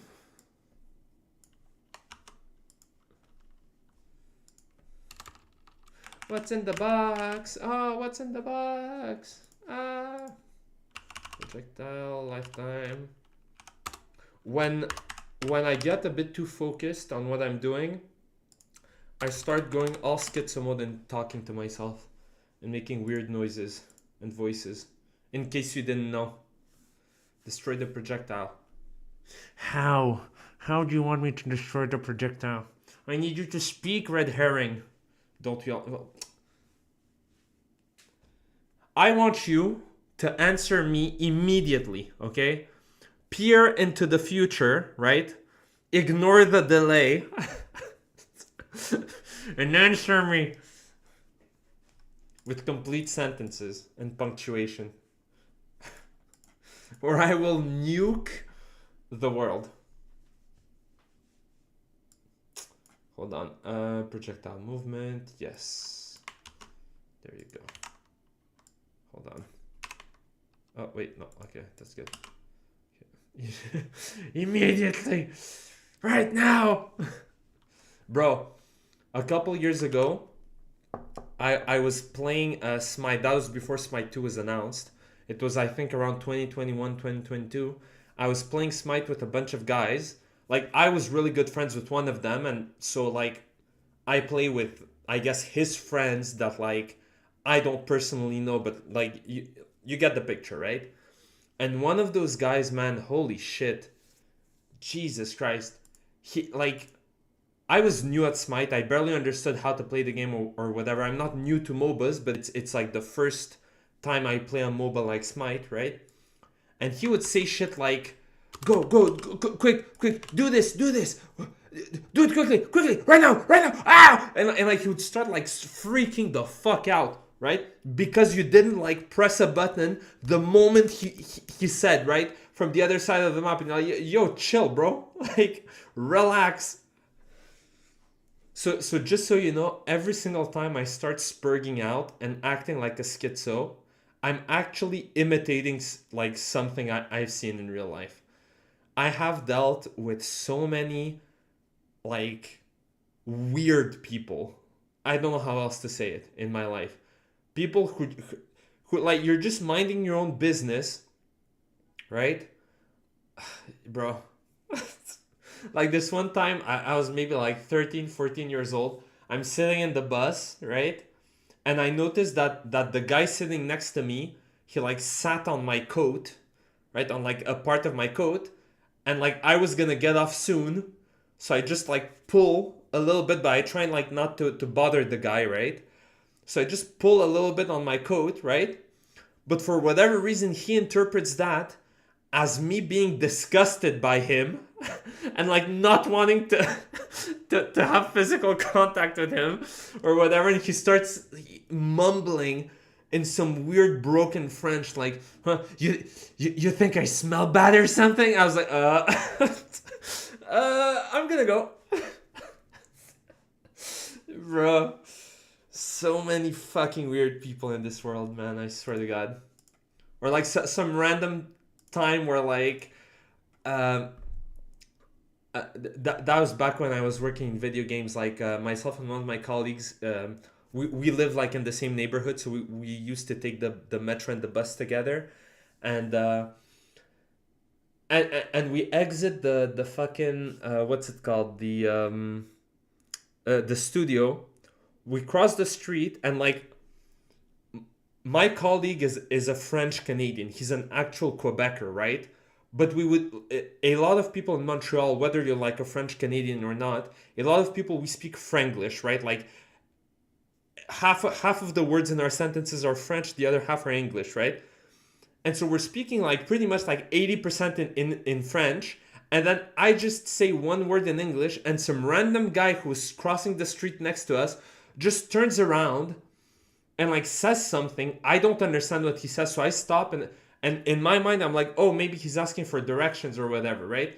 And the moment I stop and turn around, the guy like freaks out and like almost runs away. I'm like, okay, that's weird. And then my colleague's like, oh, he like, didn't you hear what he said? And I was like, no, I thought he was asking for directions.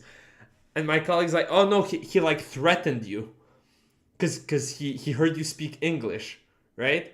And I was like, oh, okay, that's weird. And then my colleague starts laughing and he's like, he probably didn't expect you to turn around, and he freaked the fuck out because he's a pussy. And I'm like, well, such is life. Anyways, all right, tangent over. Let's go back to, bro. Like here in Quebec, a lot of people are chill, but some French Canadians fucking hate English and Anglophones.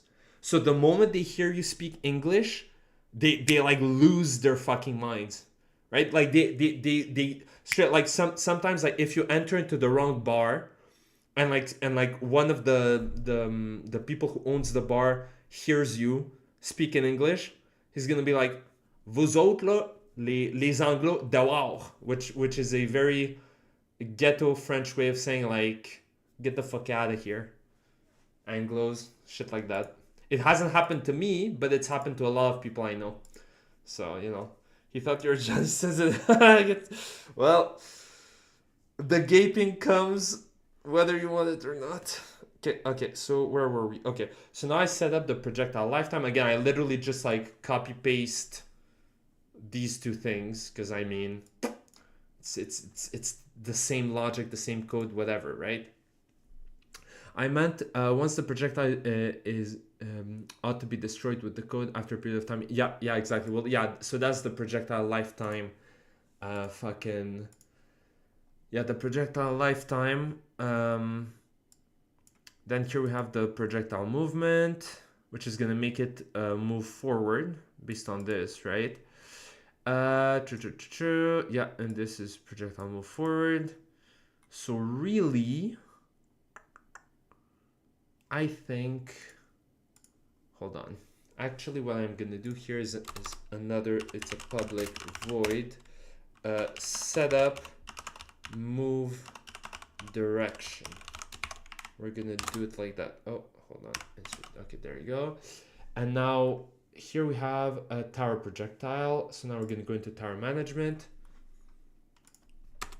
Yeah, so we won't need this, but instead I'm gonna do private tower projectile, the current tower projectile script. Okay, and now immediately after spawning our projectile, we're going to do current tower projectile script equals newly spawned projectile object dot get component tower projectile. There you go. And now here we're gonna do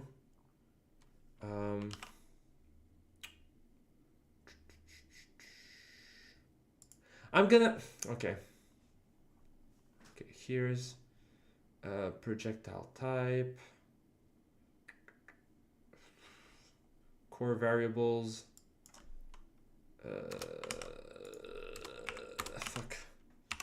public boolean is homing projectile bool equals false. Okay, so what I'm gonna do is simple. Okay,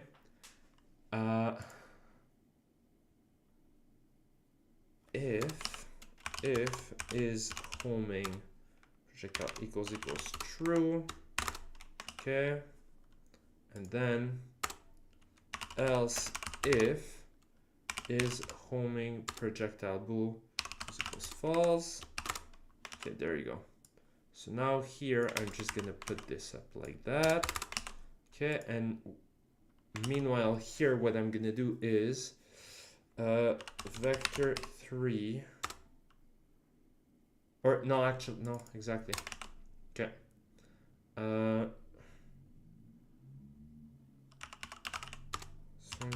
Look at dot transform dot position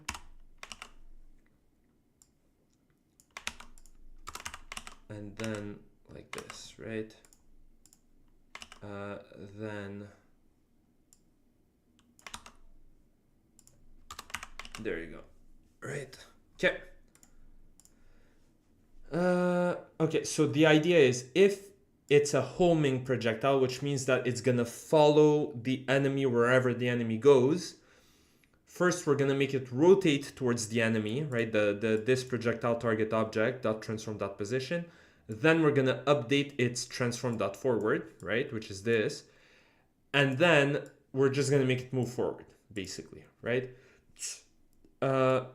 Meanwhile, this it only moves forward, but it doesn't chase after the enemy, right? And the way we're going to determine which is simple. It's if current projectile blah blah blah dot is homing equals true. So if it's a homing, else if current projectile script dot is homing projectile equals false, blah blah blah blah. Okay, so now the idea is in here I don't really, well here, okay, if it's a homing I need to assign this to it, right? So tower man fuck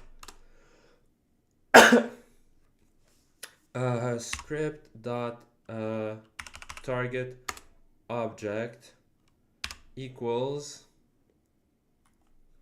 target enemy object, boom, and then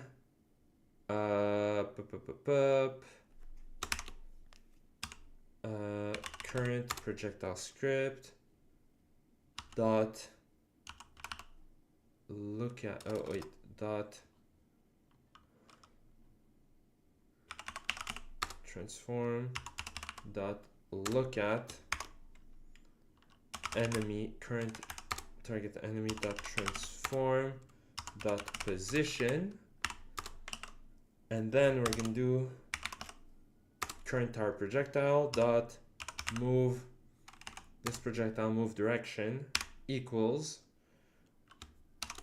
current transform dot forward. There you go. Okay, so you see what I did? Basically, if it's a homing projectile, all I need to do is assign to it what its target object is, right? And there you go, right? And then the rest is going to take care of itself here. Meanwhile, if it's not homing, then I'm going to set it up here in advance, and then at this point here, it's only going to have to move forward normally, basically, right? Set up movement direction. Yeah, no, we don't need this. Okay. What else? Hold on. I feel like I'm missing one last thing here. Oh, yeah. It's if is homing and its target object is not null, because the idea is that if the enemy dies before this projectile hits it and before its lifetime is over, then like we don't want it to keep updating itself and like giving us errors because it doesn't have a reference to this because this is dead, right? So here we say only do this, right? If, and then here all we're gonna do is if this projectile target equals null, then we're gonna do is homing projectile bool equals false. There you go. Boom, simple, right? So only follow target if is homing and has a valid target. Otherwise, move forward in the current direction it's going. There you go. This here. Make sure that it cannot be a homing projectile if it doesn't have a valid. Oh, well, actually, this might. No, I'm gonna have to remove this. It's gonna be a mistake basically, because the moment it's created, like in the frame that it's created or whatever, if this is true but it hasn't been assigned its target yet, it might cause bugs. So rather, I'm just gonna keep it this way. That way, when its homing is true and it has a target, it's gonna like follow whatever, right? Like it's gonna follow its target. The moment it doesn't have a valid target, it's just gonna move forward. Simple as. Okay, so we have this. Okay, so now the last part we need to do is, because this is the attack cooldown, right?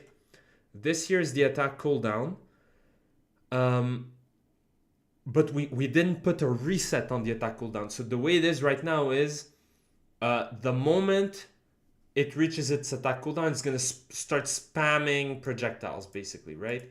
So at the end, what we're going to do here is, right here, we're going to do time elapsed minus equals.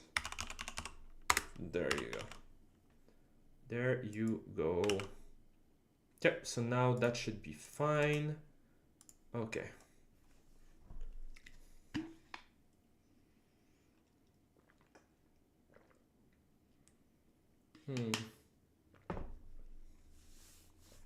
Okay. Oh, fuck. Hold on. Yeah, I'm just gonna put this back in. There you go. Tower manager. Okay. So, hold on. So now, no, not this. Constraints for tower. Okay. So, these two, I haven't had time to do them, so I'm probably gonna do them tomorrow because I'm kind of running out of time and I still have a shit ton of things to do on my game. I've spent the last week just fixing bugs, and there are still more bugs to fix, and there are going to be more bugs to fix that I haven't found yet.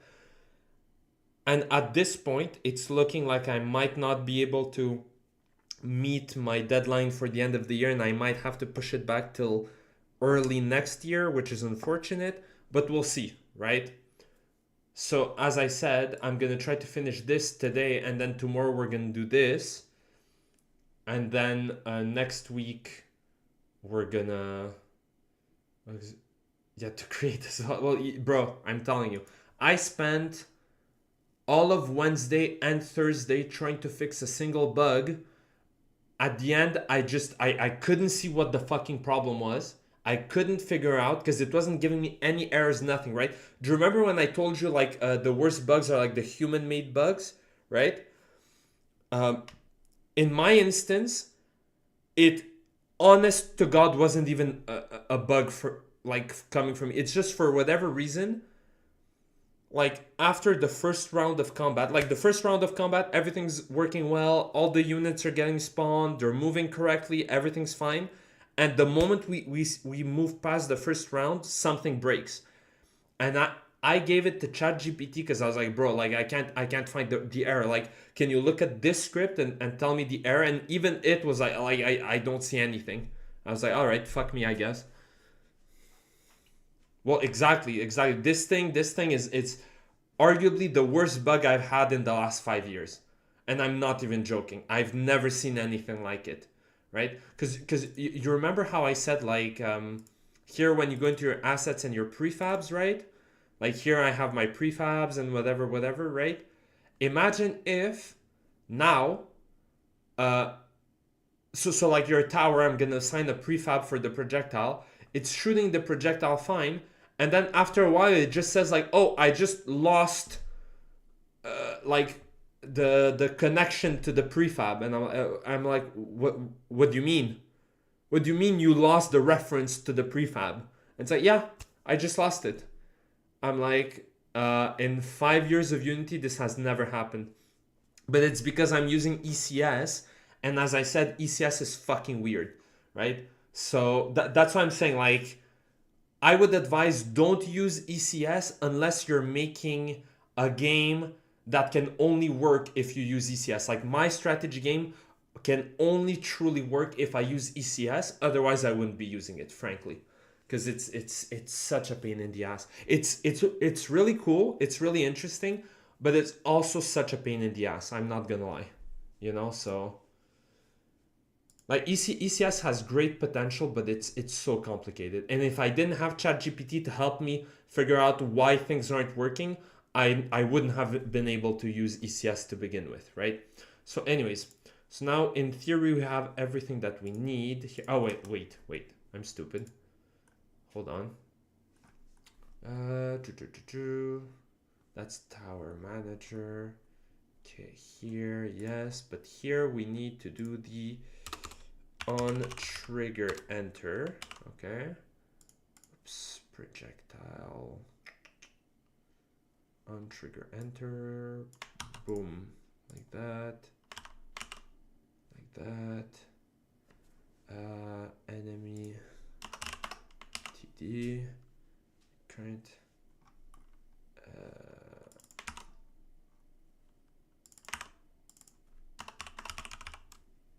Enemy TD. All right.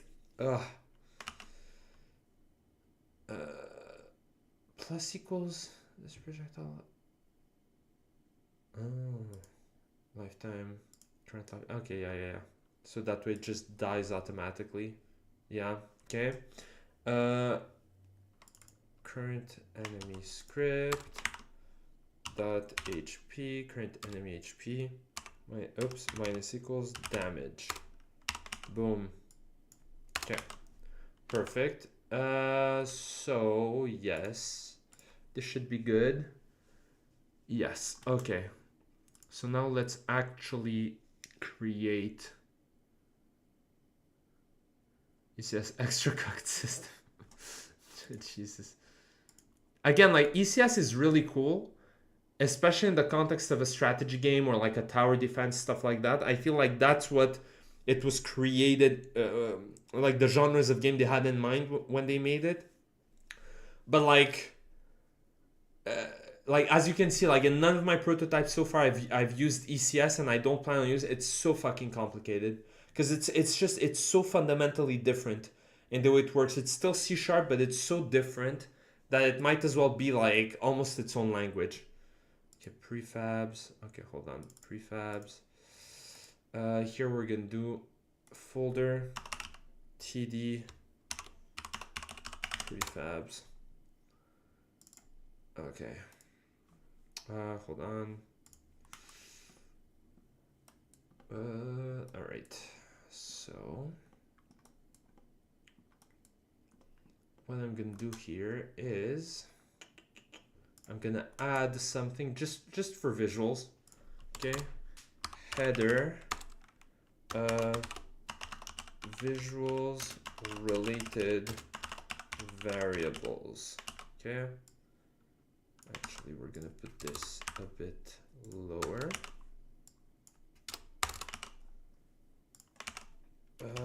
Public game object. No, not game manager. Game object. This projectile visual object. I'm setting something up for later streams when I'm gonna start adding a few cooler things, right? But the idea is that this is going to be used when create. Oh fuck! Wrong. Sorry, wrong script. Oh fuck.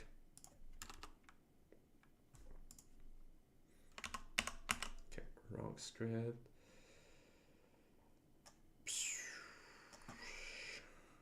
This projectile visual object.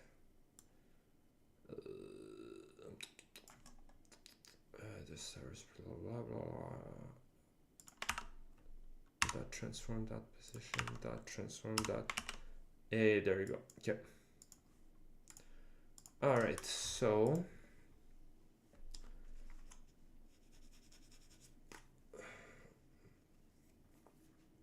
Okay. Here, I'm gonna create a sphere. Projectile visual, right? And we're gonna bump it up by 1.5. Okay. This.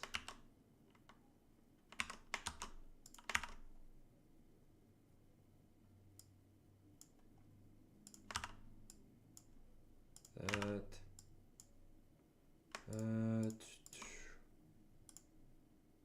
Remove. Okay. Assets, materials, blue. Hold on.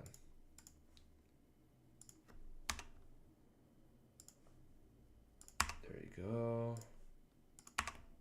There you go, like that, right? Then this, we're gonna do blue like that, green, red, and yellow. Okay, perfect. Again, like super basic. The idea is gonna be that whenever it's gonna shoot, well, actually, fuck it. I don't think it's gonna take me that much time to do it.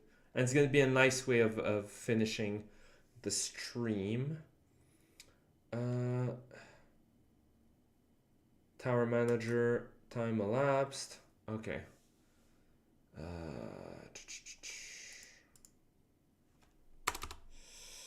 Public void tower visuals manager. Okay.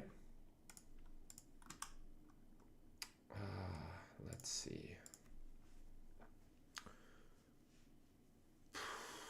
How am I gonna do this? Okay, so where was my explosion script? Okay, let's wait for it to compile. Okay. No. No. Explosion test, not explosion test. Not explosion test.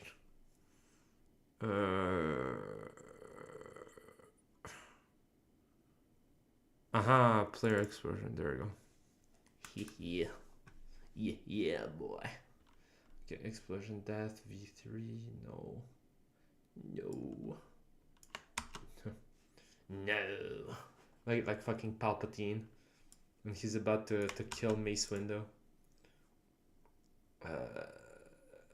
Where were we? Here. Okay.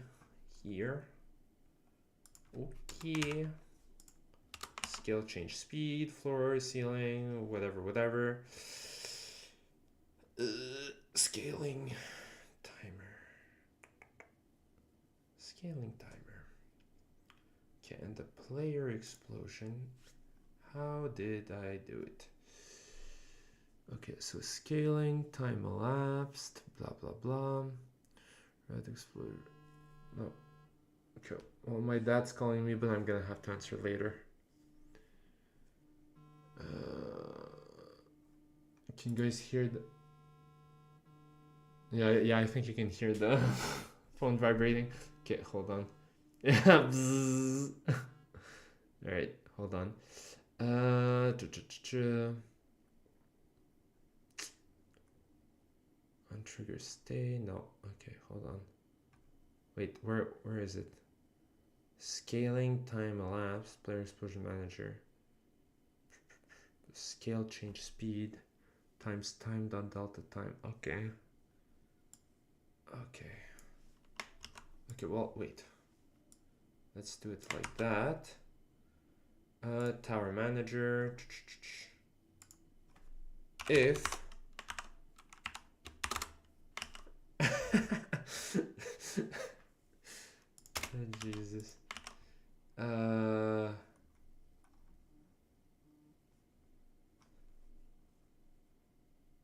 My dad legit looks like a Buddha. Like this, hold on.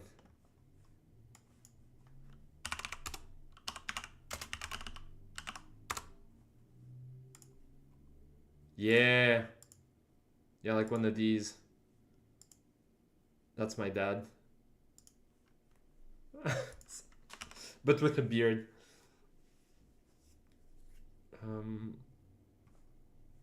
on. Siddhartha. Alright, scaling time elapsed. Where was I?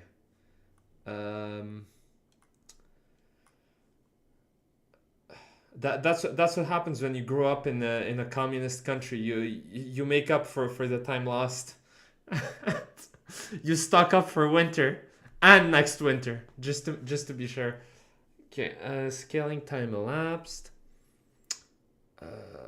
Okay, yeah. Okay, I remember where I was. Okay, boo. Tower manager, there you go. And now here, where was that? Fuck. Okay, there you go. Tower manager. Now this obviously isn't the right one, but this projectile visual object, there you go. Okay. Now the moment that this happens, okay,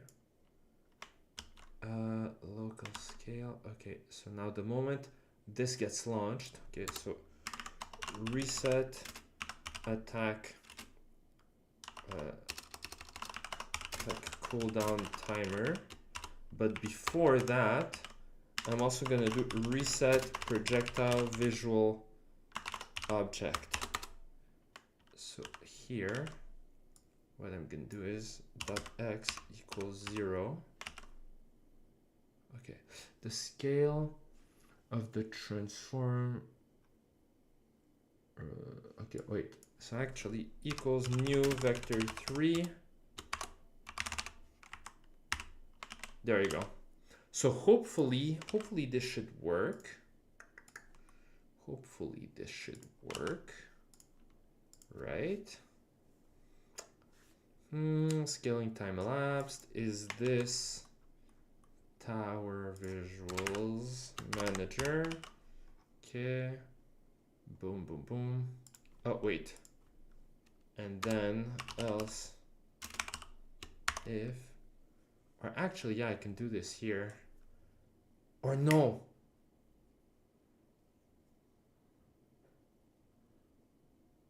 No. I got it. I know what I'm gonna do. Here, then this minus equals timer f, scaling timer f. Okay.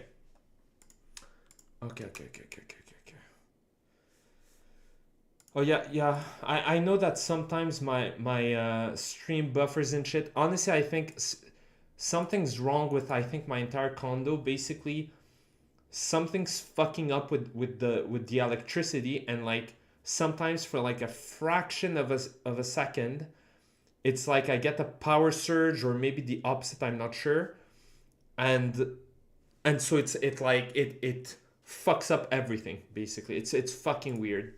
I don't get it, but it's a thing, and I think it only affects my entire condo.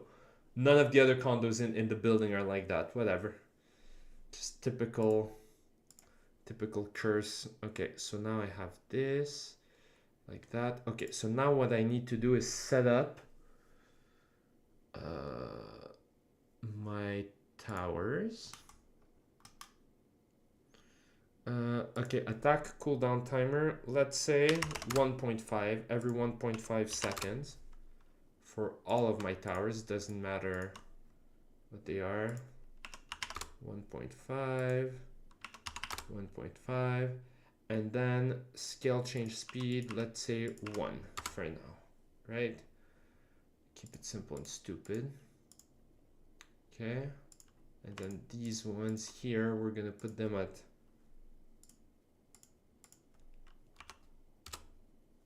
what?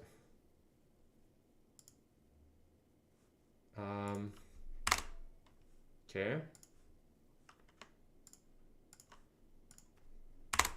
What? Why do I have to do it manually?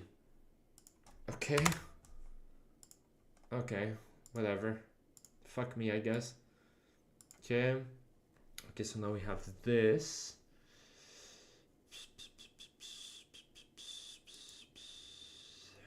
Okay. What's the range? What's the range? It's 20. Okay. This projectile visual object is gonna be this. This projectile visual object is gonna be this. This projectile visual object is gonna be this. This projectile visual object is gonna be this. Okay, perfect. Okay. I think it should be good to go. I think. Wait a minute. Oh, okay. Okay, well, this is fine. Actually, I don't need for these to have a box collider. Okay, there we go. Okay. Okay. So, now we need to create the projectile prefab, which is gonna be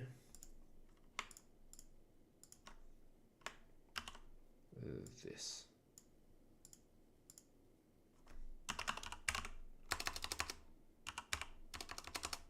Tower projectile blue.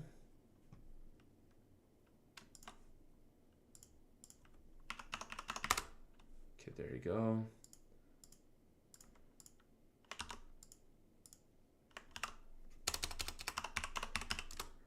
red. Okay. Green. Okay, like does the stream keep cutting off or like let me know. All right. Oh fuck. Okay. So now here and now all 4 of these I'm gonna oops to my script. All 4 of these I'm gonna do tower projectile A. This I don't need. This is irrelevant. Projectile lifetime, let's say 3 seconds. Projectile move speed, let's say 1.5. Projectile damage 1. Okay, there you go. That's fine, not for me. Okay, okay, perfect. Okay. Okay, so now let's create our prefabs. Prefabs, TD prefabs. Boom. Then tower. Tower.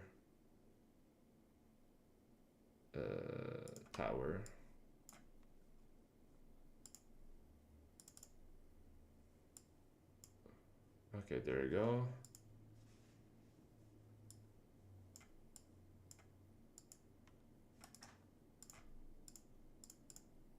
What?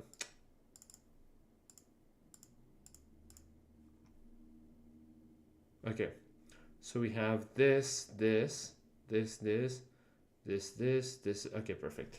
Okay. So now, in theory, I can just remove these ones for now, right? Okay, there you go, like that. And now for my, where is it? Game manager, player manager, TD. We're gonna do, yeah, tower placement, yeah. So tower blue, tower green, tower red, and tower yellow. Now, just in case you're wondering, I replaced the objects in the scene with their prefabs. That way there's no risk of dealing with them disappearing and getting errors, right? Okay, so now, hold on. The projectiles themselves, they need a rigid body with gravity removed, and then a sphere collider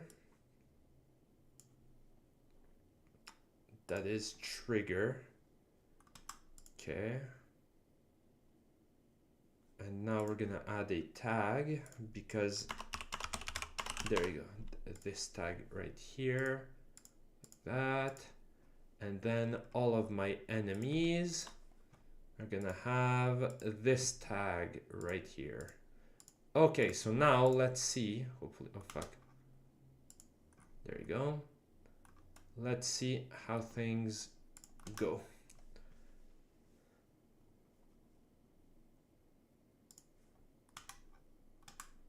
Okay.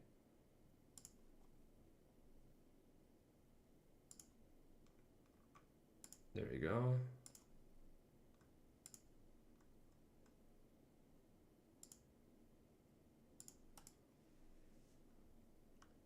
Okay, are they shooting them? Okay. The variable blah blah blah has not been assigned. Okay, there you go. So here are my errors. Prefabs, TD prefabs, this. This tower's projectile. Okay, projectile. Okay. Green. It's gonna be this projectile. Red. It's gonna be this projectile. And yellow, it's gonna be this projectile. Okay, and now for these 4, I'm gonna change it to 1. There you go. Okay. Let me just, yeah, this is, okay. So now, hopefully it should work. Okay. I know this is a bit boring, but I hope you guys are able to keep up. Again, like if you have any questions, like ask away, right? Okay, so now here I'm gonna put some towers, right?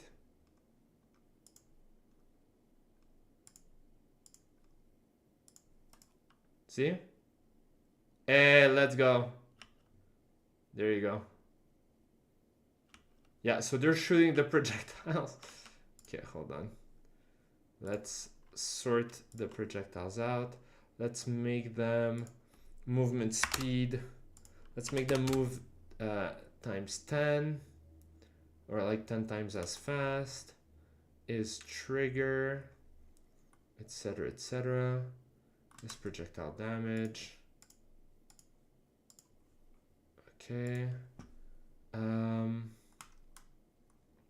Now here in the detection, okay, I'm gonna add, because right now I'm gonna add a way for the enemies to die, basically, right? So to preempt that, I'm gonna say if this game blah blah blah all enemies list loop index is not null, then do this, otherwise bitch ass enwa.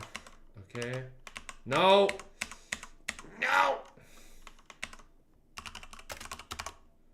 oh my god.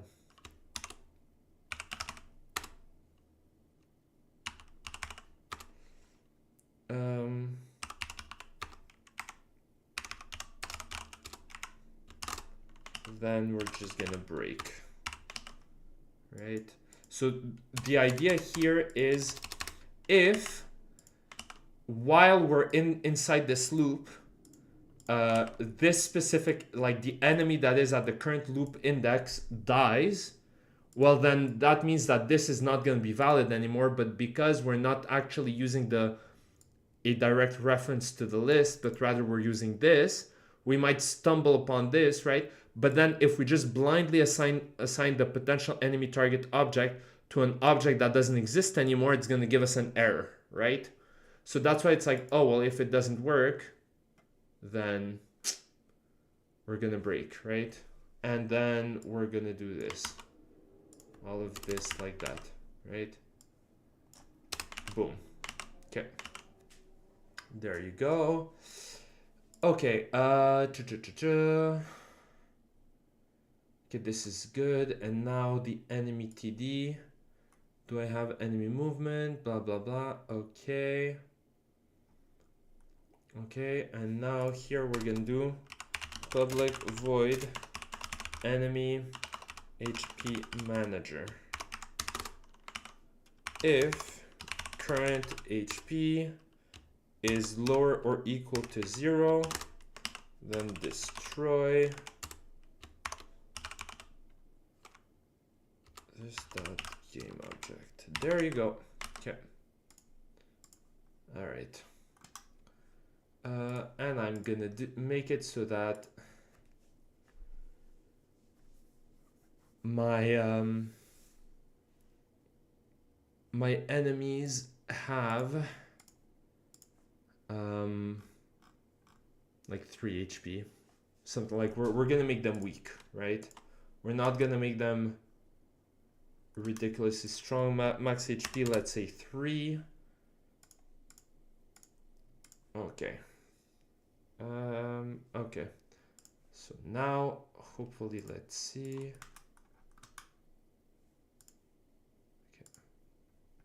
Okay. Okay.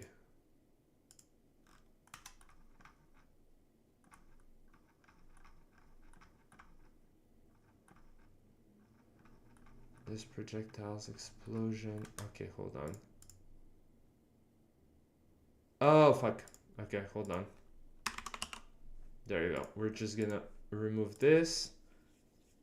Because right for now, we're not gonna have any explosions.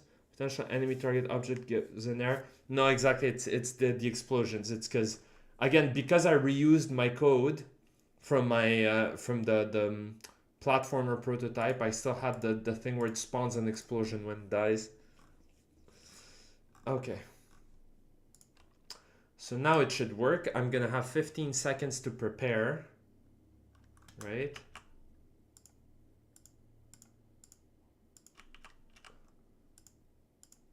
Quickly, quickly, quickly, quickly.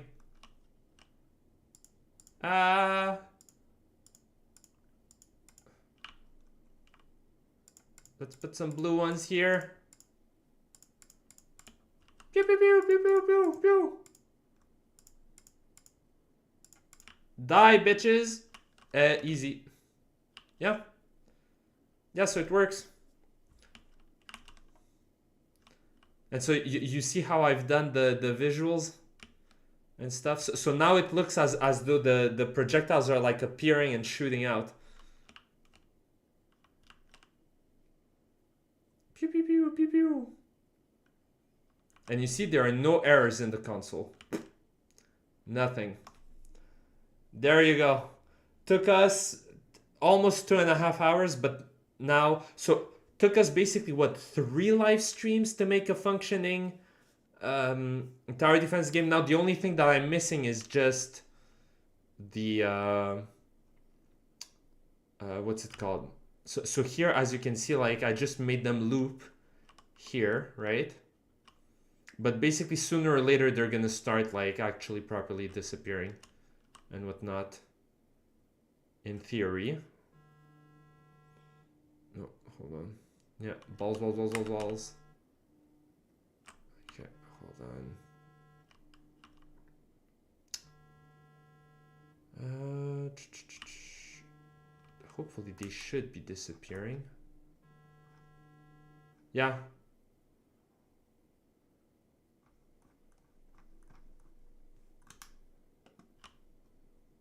So, yeah, there you go. But see, okay, so see, this is interesting because these ones are still shooting at like certain enemies that are clearly way out of range, right? So again, so this here would be a bug, right? So let's say I put one here, right?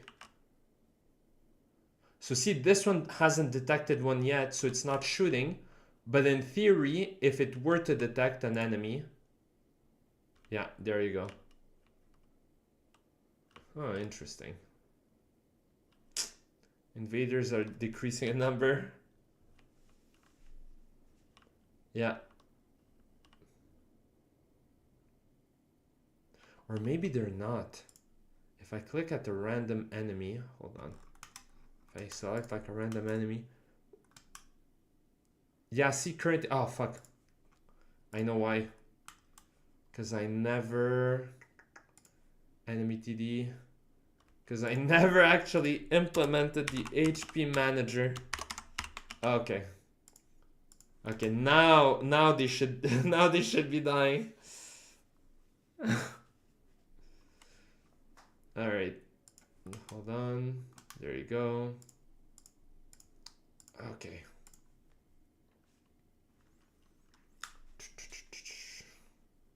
Okay, so quickly let's put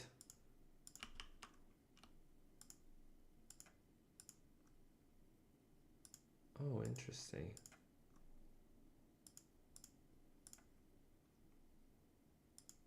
Okay, so this is a new bug.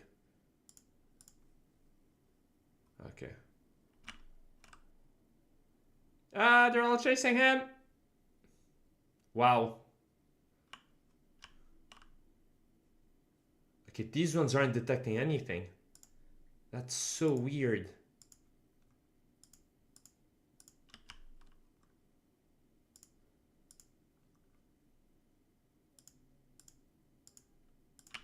Okay. So as you can see, there are clearly still some bugs, right? Huh. Very interesting. Okay. So again, like the bug fixing itself is gonna be for tomorrow. So see, now they've all stopped detecting. Okay. This is interesting. This is really interesting. Okay. But yeah, so we already have an idea of like how now it did work. Like the enemies were despawning and stuff. Okay. Okay. Perfect. Okay. So yeah. So again, like there's still a few bugs to iron out and like fix and whatever. But tomorrow I'm gonna focus on obviously fixing the bugs and then doing the constraints for placement, and also like when I say constraints for placement, I mean not being able to like stack towers on top of each other, but also uh, having like a cost to the towers, right? So like every time an enemy dies, the player's gonna gain like 1 point or something, and then each tower costs like 5 or 10 or whatever, right? Yeah, conscientious objectors, exactly. Exactly. All right. So yeah, so that's the plan for tomorrow. I hope this has been very helpful to you guys. Hold on, let me just once again link the Discord channel for those of you interested. Here you go. I just linked it in the stream chat. I'm pretty sure everybody watching right now is already on the, like watching live right now is already on the channel. But for anybody who finds the VOD, look at the stream chat and feel free to join the server. There, every weekend after my Sunday stream, I put a copy of the project itself so that you can have access to all the scripts and everything else, right? Which is going to be useful. It's very helpful. Thanks for the stream. I'll see you chat in like 12 minutes. Yeah, go watch Zeno's stream. Thanks for the stream. Yeah. All right. Perfect. And I can see, just got done with the right police gear and this Baldwin Chad. Now into Reagan. All right. Yeah. Yeah, and that's the thing. Like in our channel here, I'm gonna show what Silver Sterling's been doing. He's doing some really cool shit, and like he's not the only one, obviously. So like, if you guys wanna join cool people and learn more about game dev and help one another and stuff. Hey, cool. We just got a new guy. Perfect. So yeah, so feel free to join. And otherwise, I'll see you guys tomorrow at noon, as usual. I hope this was helpful. Again, if you have any questions, leave them in the comments and whatnot. And yeah, I'll see you guys tomorrow. Take care and stay awesome. Kiss, kiss, bye, bye.